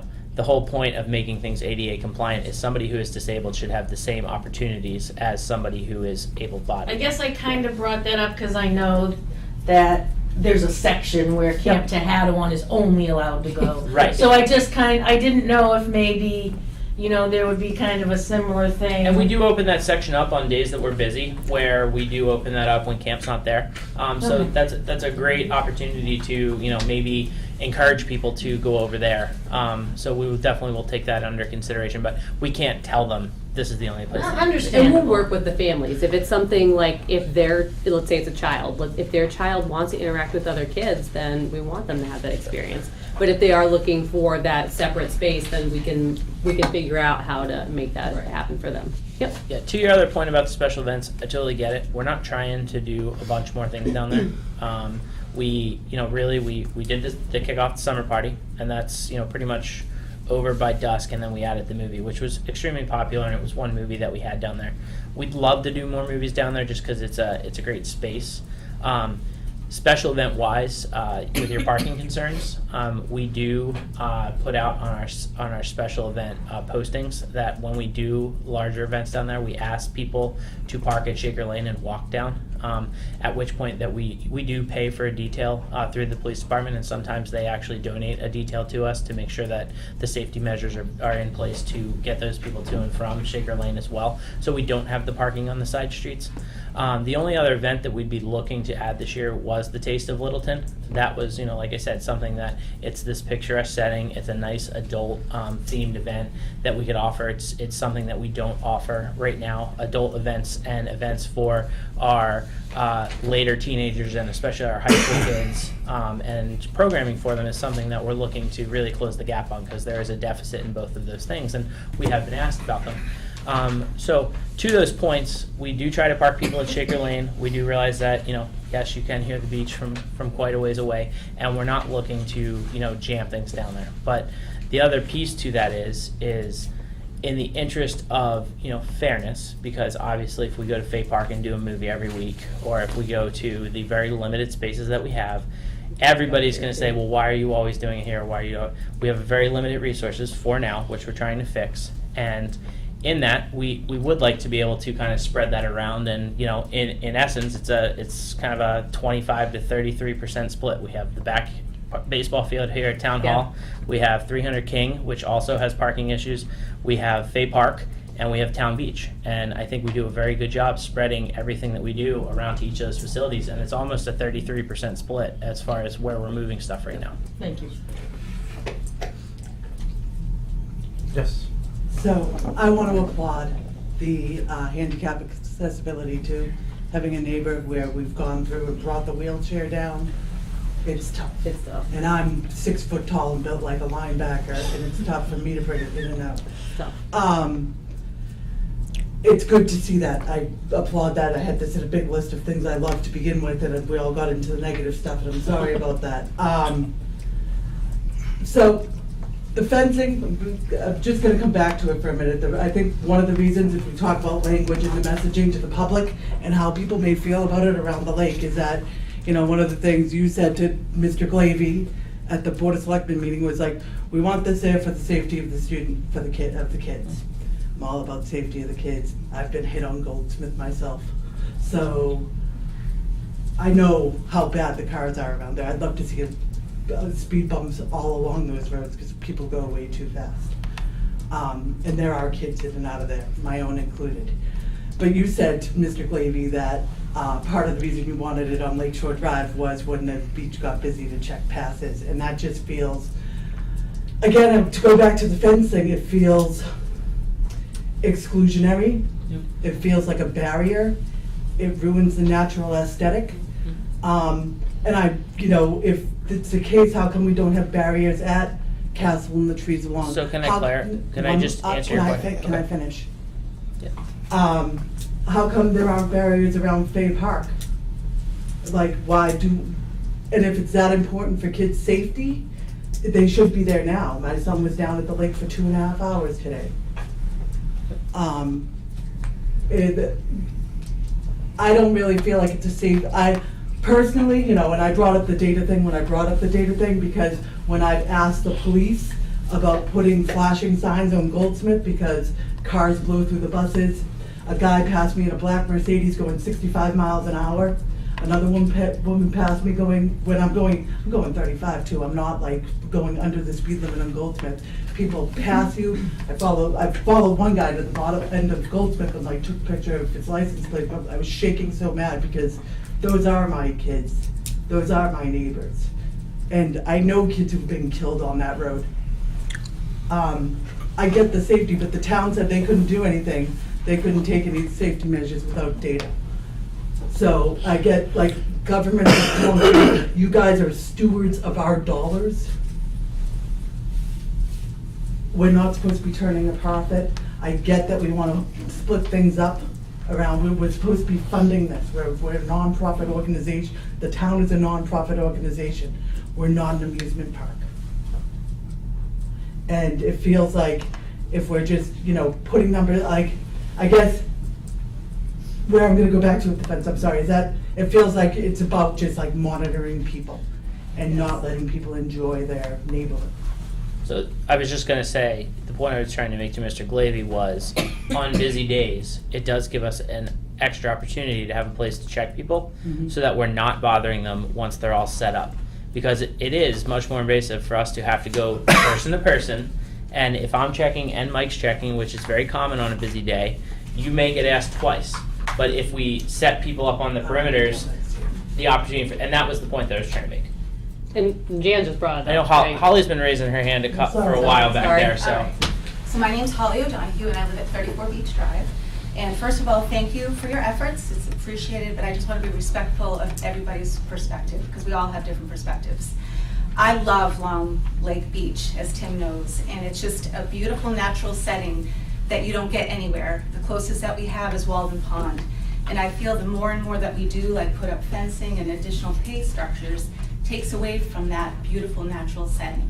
I'm all for safety. I work in the emergency room and I do see what can happen.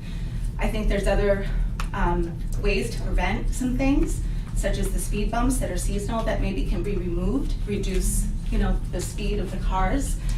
But the fencing, I have to agree, and I applaud you for your beautiful history a little bit. So absolutely. But I just want to please keep our perspectives in mind during this vote.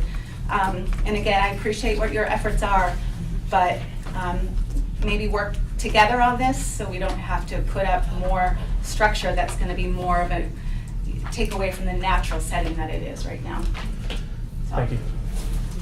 Jan. Oh, sorry, Jan. This gentleman, we haven't heard from him yet. Yeah, I had a question about the Can I just have your name and address? my name's Alex Carson. I live at Washington Drive. Washington Drive. So Lower Park. My question is about the tax money you receive from town. You said it's $50,000. I'm wondering how that's gone up as tax revenues increase, and also how it's gone up as the fees have increased. It's stayed the same? Stayed exactly the same, yeah. So we a few years ago, and you can pinpoint the year, we used to not get money for the town for you guys, or no, it was just Tim. It was just Tim, it was only me. The town used to pay for Alicia's salary and Yeah. not Tim's, and they recently started paying for Tim's salary, but the $50,000 has year. been That's pretty stagnant, right? pre-me, so that was something. Just so it comes barely, out of- though. How does What's that compare to Just what other barely. towns, It comes out of contribute to capital. a similar facility, to Yeah, a no, similar, it's like a similar infrastructure? What's the comp? What's the comp to what towns So- provide? Do you have the actual Yeah, so we parks just data? had, and that was what I was referencing, and I'll talk to this as I'm going through it. So nationally, where we rank in a town of 10,000, a parks department of our similar size has 8 people, full-time staff, 8.3 in a town of 10,000. Sorry, I'm not So this there yet. was, this was just completed like about a month ago, so I filled out this survey, it's a national survey. And so what they do is they put everybody into essentially chunks of like 10,000. So we're like 10,100 at this point in time. So then there's like 20, etc. So they created all these statistics nationally of what the departments are paid, you know, what their salaries are, what their revenues are, what, how much parkland, everything you can think of, every statistic. They threw everything in the kitchen sink under there. Is it not going back to it? Yeah, we'll get there. Hang on one second. So for a typical, and remember, we are, we mentioned before that we're an enterprise fund, which means that we have to create all that money and be self-sustaining, minus the Tim and I's salary at this point in time and the 50,000. On average, the Park and Rec department for a town of our size, their budget's around $3.8 million. $20 million. So as you can see there, it was 8.3.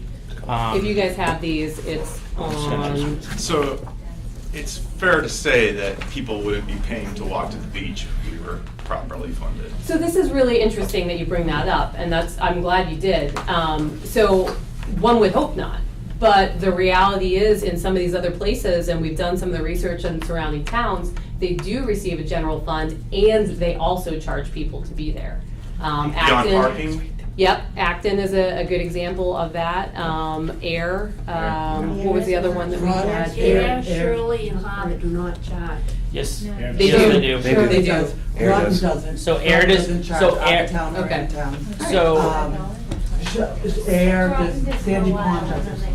so Air. So they probably got at Sandy increase in Pond, funding. you have your thing, I don't know if you picked one of these up. So Air, Sandy Pond specifically, they do not charge residents, and this is a new thing. But the but is that they have a $5 non-resident fee, and beginning on May 27th, the entire park will be locked from 7:30 p.m. to 11 a.m. because So they have it's now like gates around facilitated $34,000 and change to pay for the lifeguards. So that was the trade-off in that. For Devon's, which is, hang on, Mirror Lake does. Mirror Lake, there's a fee. The $75 family fee is only up to 4 people. If you have more than 4 people, you have to also buy an individual pass for each person. If you have more than 6 people, you have to buy 2 family passes to accommodate that, at a cost of $75 per person. And I can give you this copy because I have all this information. Per family. Yeah. And there's a single person rate of $40. For the town of Westford, that is another place that Westford residents are free, but they must have proof of residency every time that they come. Non-residents are $5, and there's no lifeguards, no staff at any of those parks. And you can have this copy. Chuck? I've spoken to residents in Harvard and Shirley, and they weren't paying. And that's why. Chuck the Coast, 609 Newtown Road. A couple of points of clarification. It was quoted that Chapter 173, there was definition of family. That is very specific. Chapter 173 is our zoning bylaw, and it's very specific to accessory apartments, defining what a family is and relative to zoning and to accessory apartments. Alicia, I gotta call you out as well. Okay. We're not over 10,000, we're at 9,600. So hold on, no. Yeah? So they have it on, so, all right, I hear you, okay. We're not at Last year I had to count the votes, so. In 2 years, I'll look at the numbers. My again. apologies then. The We'll state- see, the we'll state see. cap is at 10,000, but we are not at 10,000 yet. Yep. Having a good authority. Sorry. Okay. So just a couple of things that kind of popped in my mind while I was sitting here. So relative to the fence being sleeved, I think that was a great, kind of a Compromise. a compromise Yeah. that if, when Tim told me about that sleeved process, one of the thoughts that I went to was maybe we could use those same sleeves to slide something else in there, like a bench, so people can sit there in the off-season and look at the lake, or lace up skates, or that kind of thing, so, and it also fill in the holes and protect the sleeves. There might be some opportunity to create a different use for those sleeves, just a thought. And relative to the fence, I mean, I trust the commission. I mean, any one of us that volunteers, and whether we're appointed or elected to a position, we try to take in everybody's input and make what we feel is the best decision for the town, for the whole town. And so all of that input, not everybody agrees with us, believe me. If I watch Facebook on a regular basis, I know that people don't agree with me all the time, but we try to make the best decisions that we can for the benefit of the entire town. Let's see, so I trust that the commission is going to make a decision on, for instance, the fence, and Holly mentioned the play structure. Tim, we put up some alternatives where they were see-through, so, Yeah. the water tables, things like that look like they're more mobile, or, they can be put in place and then removed and serve the same purpose. So I do trust that you guys are gonna take everybody's input into account and make the best decision. Let's see. Relative to the, Kelly, I think you brought up the horsepower on the boats, and I don't know this to be true, but I believe you can have a governor put on that can be overridden in the case of an emergency. So you can put a governor on, so if you're going out there on a regular basis for the lessons, if an emergency happened, the operator knows how to override that governor, and they could in fact override that governor in order to do whatever they need to do with a higher horsepower. So there might be something with the We have engine talked marine about that, mechanic yeah. that guys could take a look at. Yep. Try to solve that issue. So similar to what Diane said, I thank anyone that volunteers their time.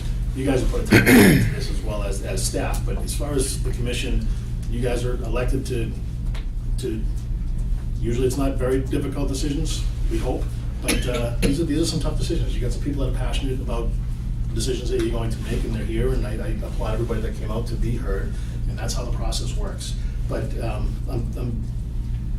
I appreciate the thoughtful consideration that all of you have put into all of this tonight, the presentation, having this meeting so that people could be heard, and the fact that you are trying to make it a tremendous asset, more useful, improve it, make it safer for the entire community and all the users of it. Just to echo Diane, I thank you for all that you do, and I look forward to you guys making the right decision. Thanks. Jen?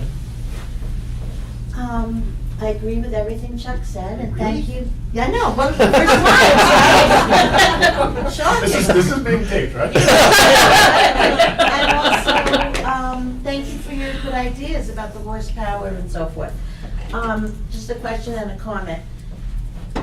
Just getting back to, not to belabor it, but just a little bit about the attitude towards the neighborhood and how people kind of felt,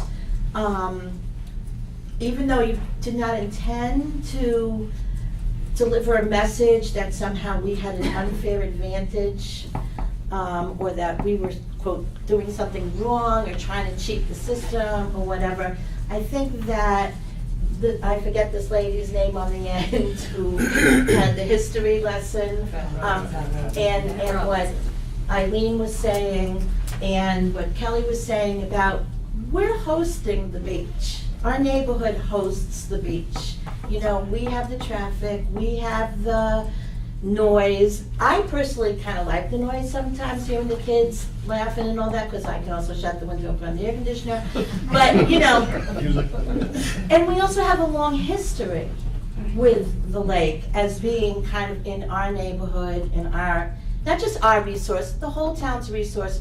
But I think that experience kind of felt like devalued from how, I think was unintended, but just I think that's where some of the feelings came from around, you're not really respecting the people from the neighborhood that we are hosting the lake.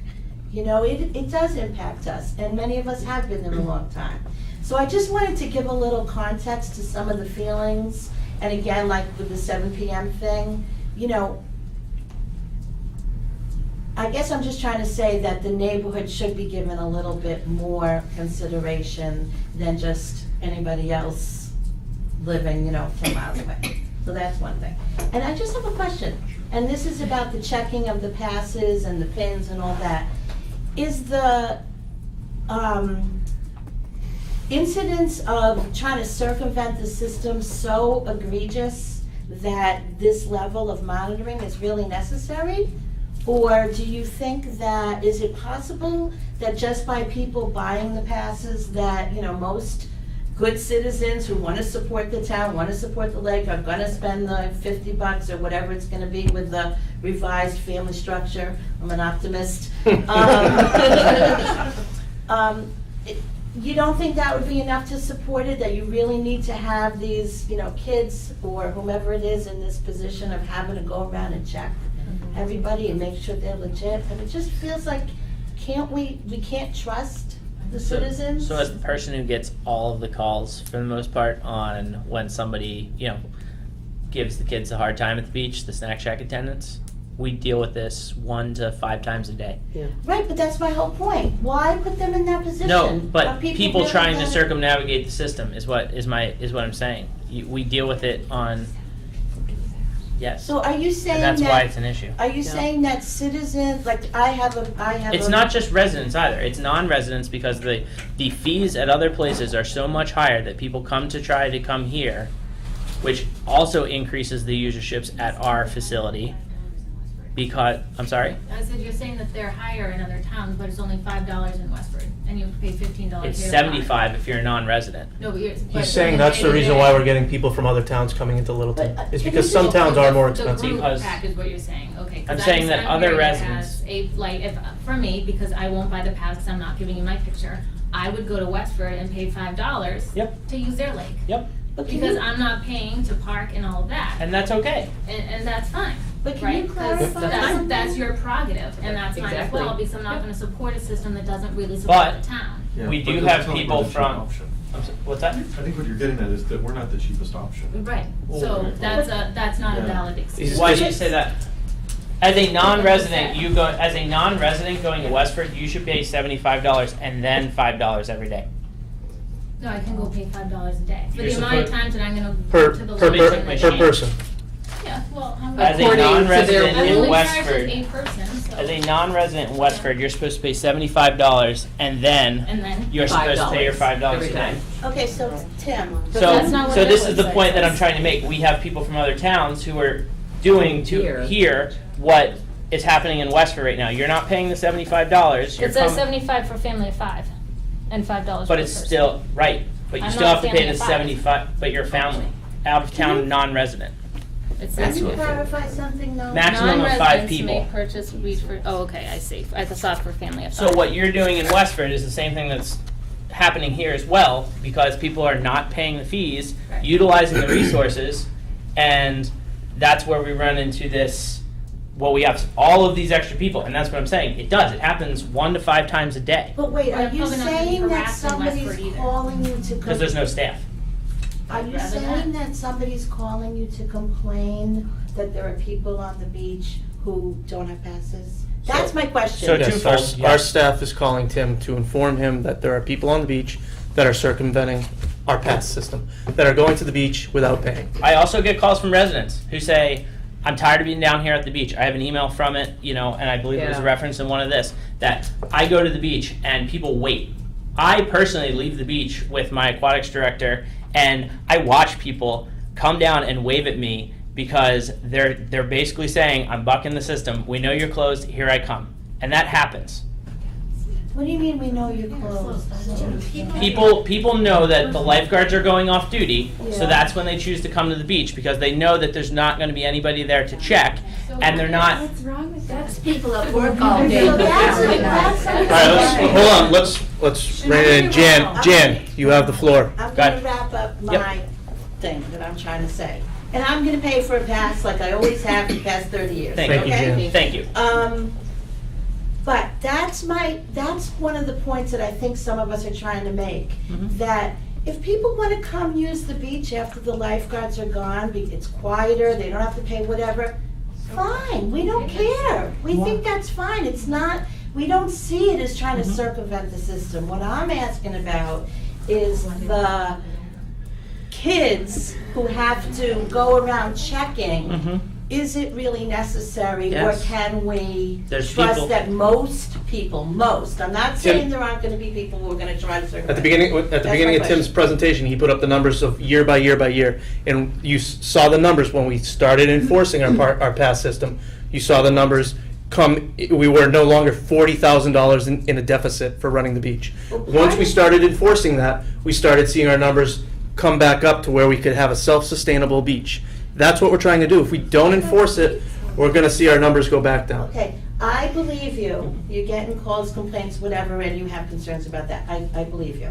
So I'm not gonna belabor that, but I just wanna throw out the possibility, the reason why you weren't getting those revenues is because we were all under the impression, we never got a message. And I agree with that point, That yes. the pass was to use the beach. We got the message for 25 years that if you wanna park, you gotta pay. Well, it still says So- that at the beach. It still says that. So I'm just making the point that the deficit may have had to do with that misunderstanding, not that it was messaged to support. Anyway, I just was curious if those kids really have to go around being in that position of checking and not really having to have photo IDs, or if we could just go back to being our little family of 9,600 people. Don't let the other 400 people in. So, thank you. I have a couple of questions. One, like, if someone wants to come up from Liberty Freeway at 6 o'clock and park their car and go swimming, why does anyone have a problem with that if the beach is not being guarded anymore? I know part of the reason, having lived in that area forever in 7 days, people like to take their dogs down there. No dogs at the beach. Oh, but there's a sign that says if you don't pick up your dog poop, it's a $10 fine, so that's a conflicting message for residents. It says no dogs on the beach, and I think there's a you understood message that's always been there in the town, that they're not allowed there when people are, when the beach is on duty, when it's on, when the life, I'm not done. Okay, I just wanted to clarify that I'm not specific done. statement. Okay. When the beach is on, and then there are off hours.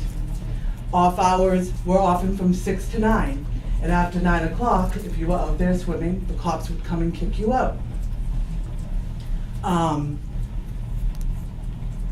So I think there's an understanding that's been happening within the town, and when Mike and people in the commission say it's always been this way, it hasn't.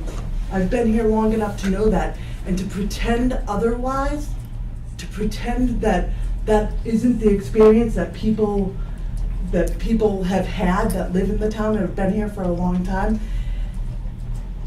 it's not intentional possibly, but it's gaslighting. That's not what's happened. It's not what it said at the beach until last year when I asked you guys to remove that sign that when you're walking in from Lake Shore Drive that said Littleton, and there's still a sign up there that says Littleton residents only per board of the selectmen. We took it down. No, you didn't. It's right here. I took a picture We believe yesterday. you, we believe you. Okay. I took a picture yesterday. It's still down there. Okay. You took the one on, at the corner of Beach and Lake Shore Yeah. down? Will you send that to me, because I'm not sure where that one's located? It's right at the end of the beach. It's right at the end of Town Road. Okay. I mean, you're driving straight. Yeah. You drive. Is it straight- up on like a Tree is utility to the pole right, or it's that something? little- It's right Okay. under the new ones that say, the parking pass. Yeah. You need a parking Okay. pass. Those signs should read beach access membership only. Yeah, something like that. Thank you. Okay. And then it's exclusive and it's exclusionary and it takes away from the community feel and the community resource. But at least be real in your messaging. Like the messaging does not say that everyone should pay this. It does not say that, and that is really unclear. Okay. And It's part of the reason why we're having this meeting now. So now everybody knows. And this is part, so when I was saying before things were divisive and inflammatory, that's how the message was received. Well, if you, Hold on. okay, go ahead. I'm not- That's Please how, finish. that's how the message was received. Much like when people feel harassed, you don't know that people feel harassed until they tell you, I felt like this.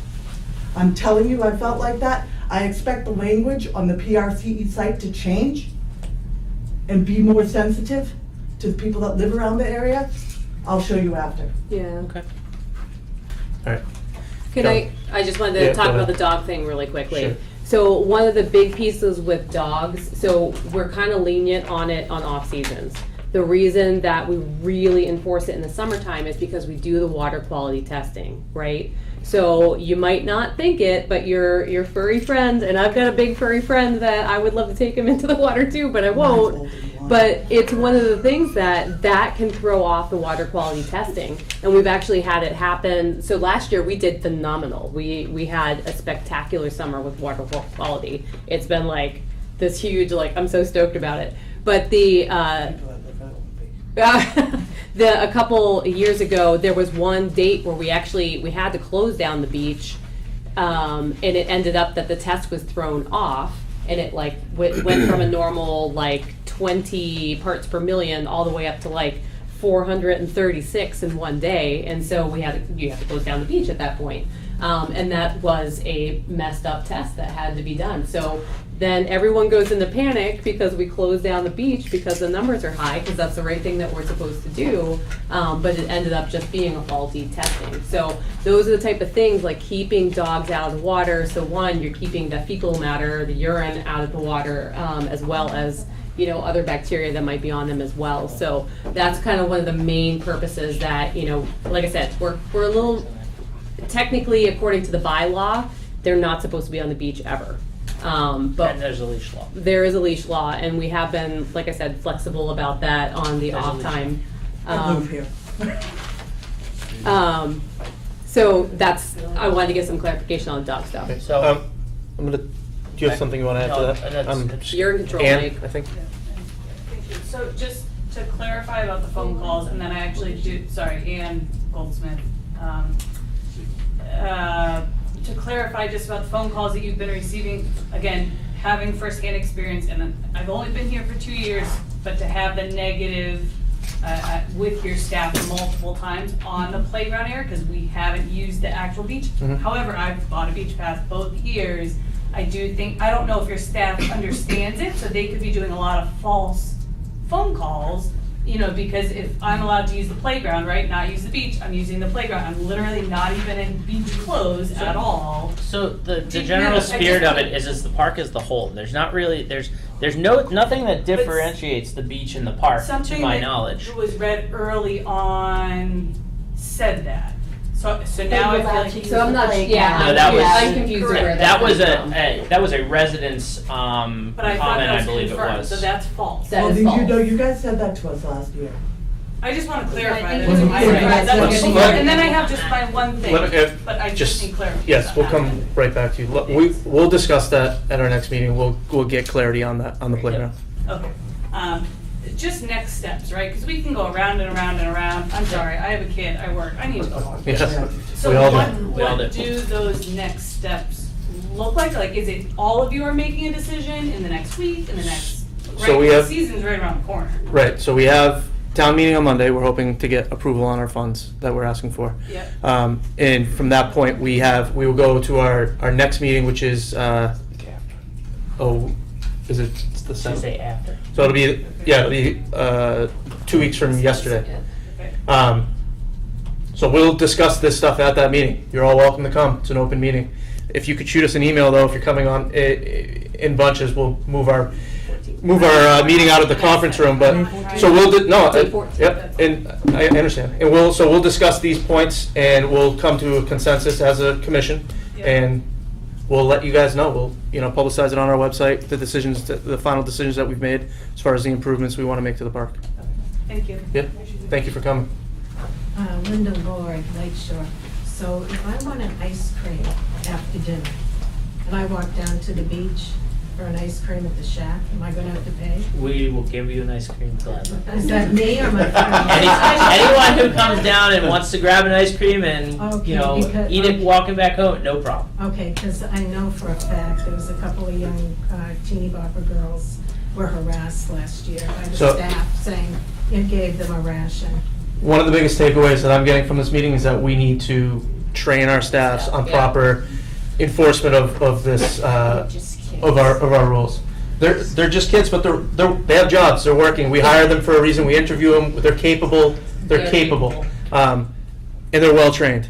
So not well trained enough based on some of the feedback we've had here tonight. So that will be, I trust Alicia and Tim are on that, but we certainly are going to take that into account. You're saying there's some exceptions, that's what I'm hearing.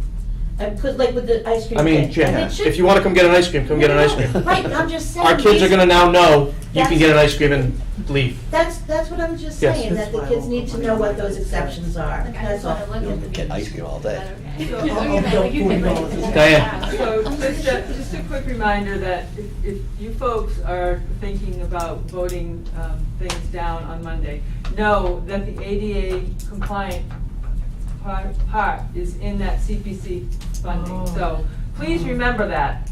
Well, I don't. So can if you are, explain if you're what's- upset, It's if everything, you're yeah. upset about things, know that the ADA compliant part is in there. So the wheelchairs and the mats are in that. So that's very important that you understand that the CPC funding is part of the Park and Rec's money. So they're looking for that funding on Monday, so. If I can- They need that vote, so. If I can just make a point to that as well, we are doing this meeting tonight just because there were some people who were kind of late to hearing this information. I do think that it is important to point out that we've done this presentation. This is now time number 6, I believe. And it has been approved. Not only, it hasn't only been presented, but it's been approved by the Board of Selectmen, it's been approved by the CPC, and it's been approved by the FinCom and the Disability Commission. So we have been out there, we have asked these questions numerous times, and taken it before the boards that govern the town, not just the 5 men who govern the Parks District, and gotten this feedback. So in looking at all of that, I personally feel like we've done due diligence. I agree that there are different channels that we may need to look at in the future, and put things out there. I will put together another survey so that everybody can take it, and we spend a lot of time on this stuff, and I really kind of plead to everybody that we stop doing these things last minute, that we're all on this from the beginning. So the time and effort and everything that we all put into this, and the care that we all have for the resource, is taken into account at the very beginning and not an afterthought.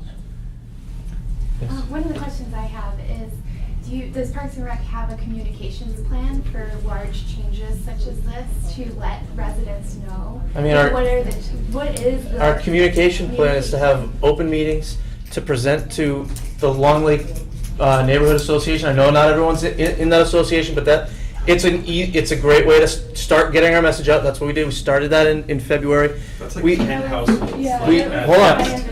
Okay, bigger than that. In the big. But it has to be bigger than that. Like, It is. come on. If I can finish my point, we presented at the Board of Selectmen meeting. We're agended well in advance. Our packet, this presentation was in their packet. If you're not going to pay attention to the Board of Selectmen meetings, you're not going to pay attention to us.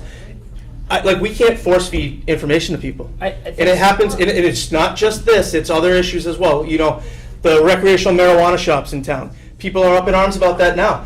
They've been having meetings about that for a year, no one attends. You know, that's a problem that's not just on this. So, Well, that is so if I can, communication. if I can piggyback on Mike's thing to answer your question, not I think this is terrible that you only have a communication plan that involves No. in-person meetings. Well, would you have a We mailing don't. list? We don't. Would you Hang email on. list? Hang on. Yeah. Hang on. Nothing you can do on your own schedule. Hang You have to come on. to every meeting. Hang on. Well, Let me get this out, and it'll explain everything for everybody. We post these meetings as per the law. Yes. We advertise almost every single thing we do on Facebook, which is our last thing because that is not a good business resource in our opinion. I told you didn't do that. You told me. So I'm gonna look Hang into on. that for the park commission. So There's a you separation don't. between the park commission and Hang on, the that's park not and what rec department. that's not what I'm referencing. I'm not saying the meetings. I'm saying the meetings we put out as far as the law requires. They're posted on the website. They're posted where it is. Other things we do, our events, our our like impromptu open houses, our programming, our anything that we do that is just kind of like, hey, how you doing? We post on Facebook, and we do not view Facebook as a good business avenue, so we don't use it. We spend money and we utilize something called Constant Contact. If you're in our system, unless you've unsubscribed from us, you should get at least one email every single week that has all of this pertinent information in it. And if you don't, it means that you haven't registered for our system. It also means that, you know, it's one of those things that if you accidentally unsubscribe from, it's something that Constant Contact does from us. No matter who you're with, you're gone forever, even if it's with a different group. The other piece to that is, wait, how do you sign up for that? if you've signed up for any of our recreation programs, Can you are on our Can you sign up for it without signing up for programs? Yes, you can just Yeah. create an account. Yep, That's you it. create an account. The last piece. Yeah. Can you walk us through the steps on like how to do that? I think that's what we're looking So for. if you can come into the office, that's going to be the easiest way for us to walk it through. But it is pretty relatively easy to do. Go on MyRec, go on MyRec and create an account. Do you have? And then the next time that we send it, we pull. All we do is say send all, Do I have to or Can we, yes. No. Okay. Tim, You have to.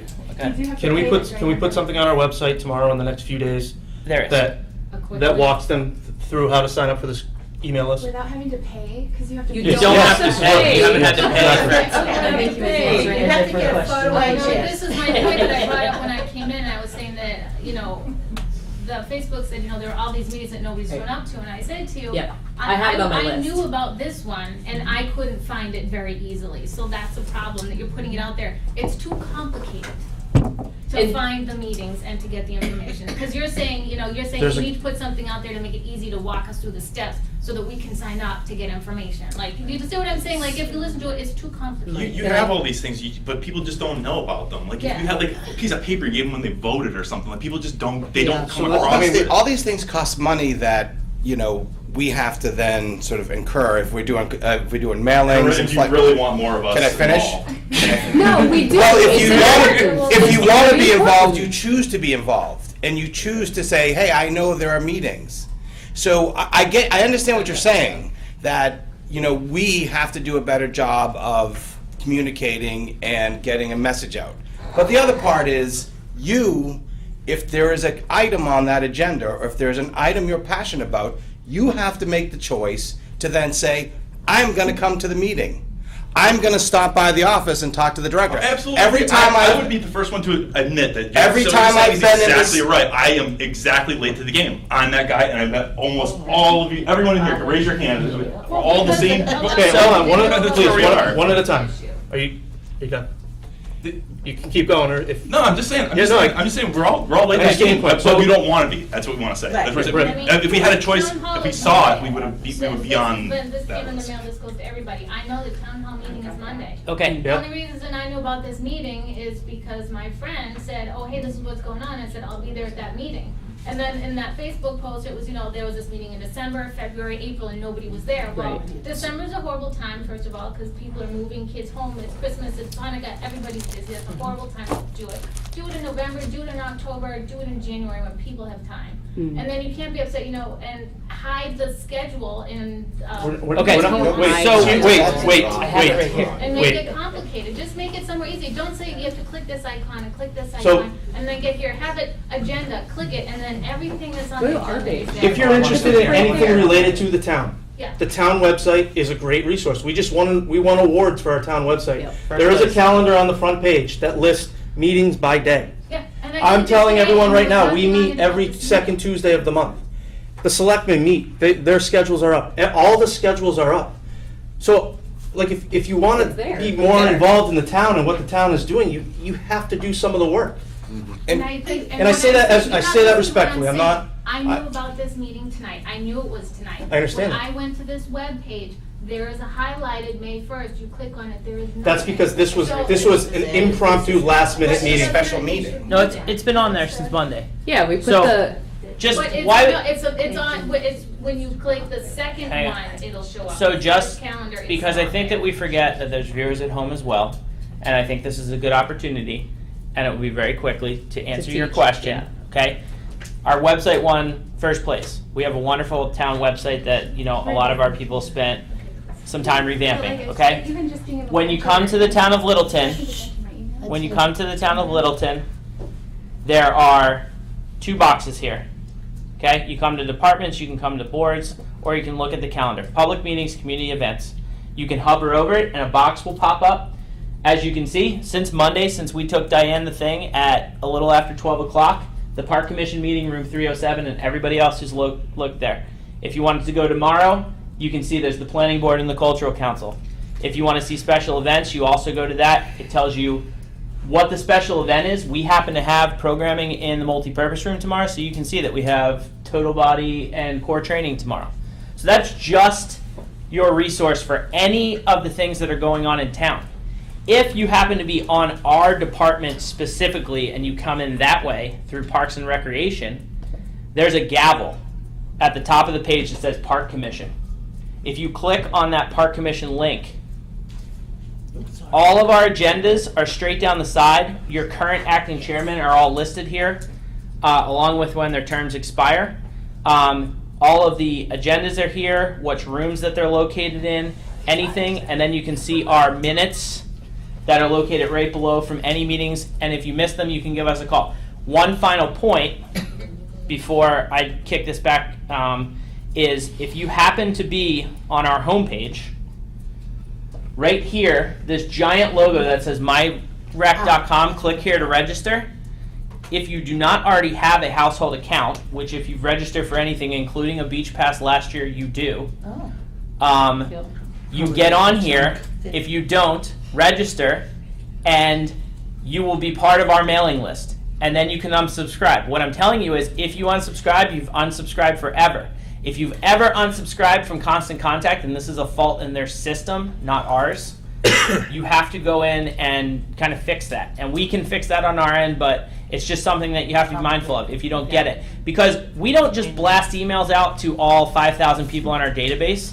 We target emails. So if we're just talking about memberships, we send that to people who have had memberships, if we're doing something there, or if you've been interested in playing softball before, what it is. And then we have the general emails that we send out. And they're beautiful, they're very, kind of laid out. The other way that we also send a lot of information out is read the school newsletter. There's a link in there every single Friday with all the pertinent information and happenings through Park and Rec. It gets sent to Dorothy every single week. Aren't involved in the schools?